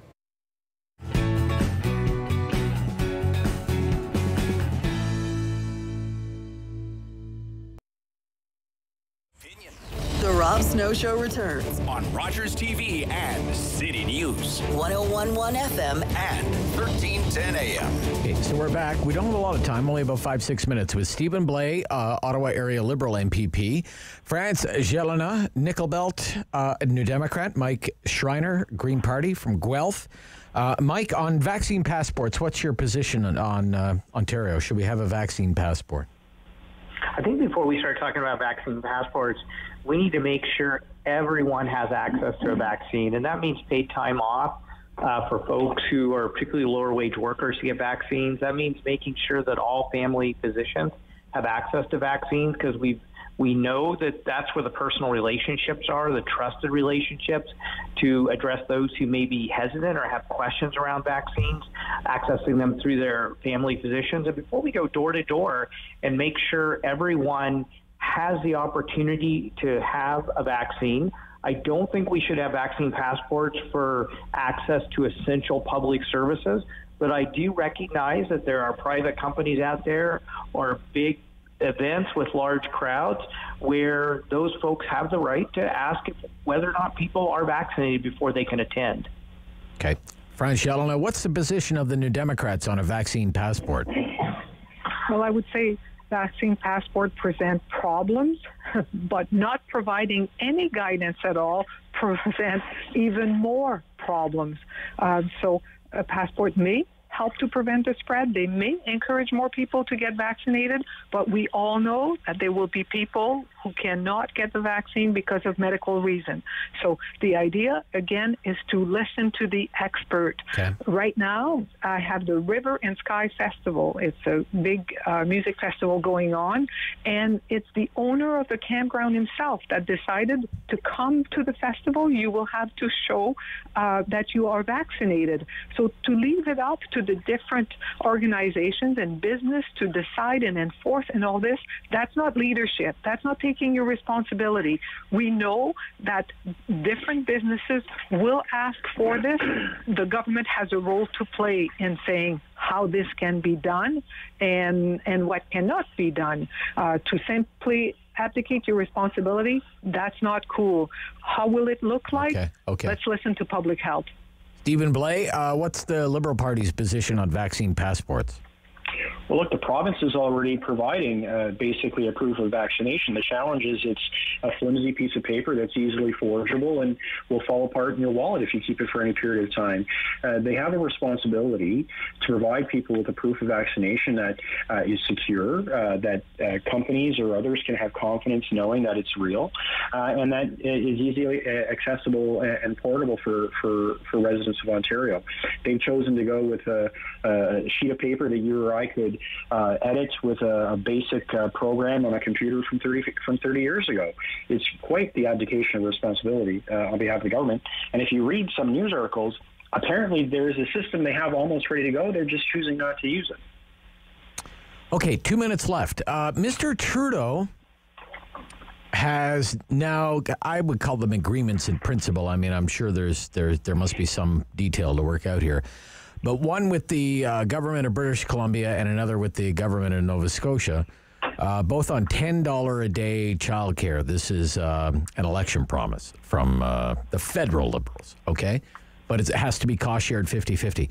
Should the Ontario government be part of this? Very, very quickly. Absolutely, without a doubt. We can't wait anymore. Women need to go back to work. Let us have $10 a day childcare now. Is that quick enough? Okay, that's good enough, friends. Okay, all right. Steve, what do you think, Steve? Okay. Yeah, absolutely, 100%. It's important to get women back into the workforce, to get more women working, and the economic benefits to Ontario are clear. It represents billions of dollars of lost economic opportunity if more women are staying home or are underemployed as a result of the absence of childcare, and it will lead to better overall outcomes. Right. Okay. Mike Schreiner. Yes, absolutely. Yes, and yes, yes. Quebec has shown us that it improves the economy, which benefits everyone. And so we absolutely have to address the recession coming out of COVID, and childcare is critical to doing that. All right. Thank you very much, everybody. I hope you have a wonderful weekend. Stay healthy, stay safe, and we'll talk soon. Enjoy the step 3. You too. Okay, bye-bye. Stephen Blais, Ottawa, Orleans Liberal. Fran Gelina, New Democrat in Sudbury today. Nickel Belt, her riding. Guelph, Mike Schreiner of the Green Party represents Guelph. That's it for the Rob Snow Show. Again, Derek Fage is in for me. You know Derek from Rogers Television. He'll be in for me on the Rob Snow Show next week. I'll be back a week from Monday. This is the Rob Snow Show on City News. The Rob Snow Show. Weekdays 9 to noon on Rogers TV and City News. 101.1 FM and 1310 AM. Number 1 for local news in Ottawa and the Valley. Hey, neighbor.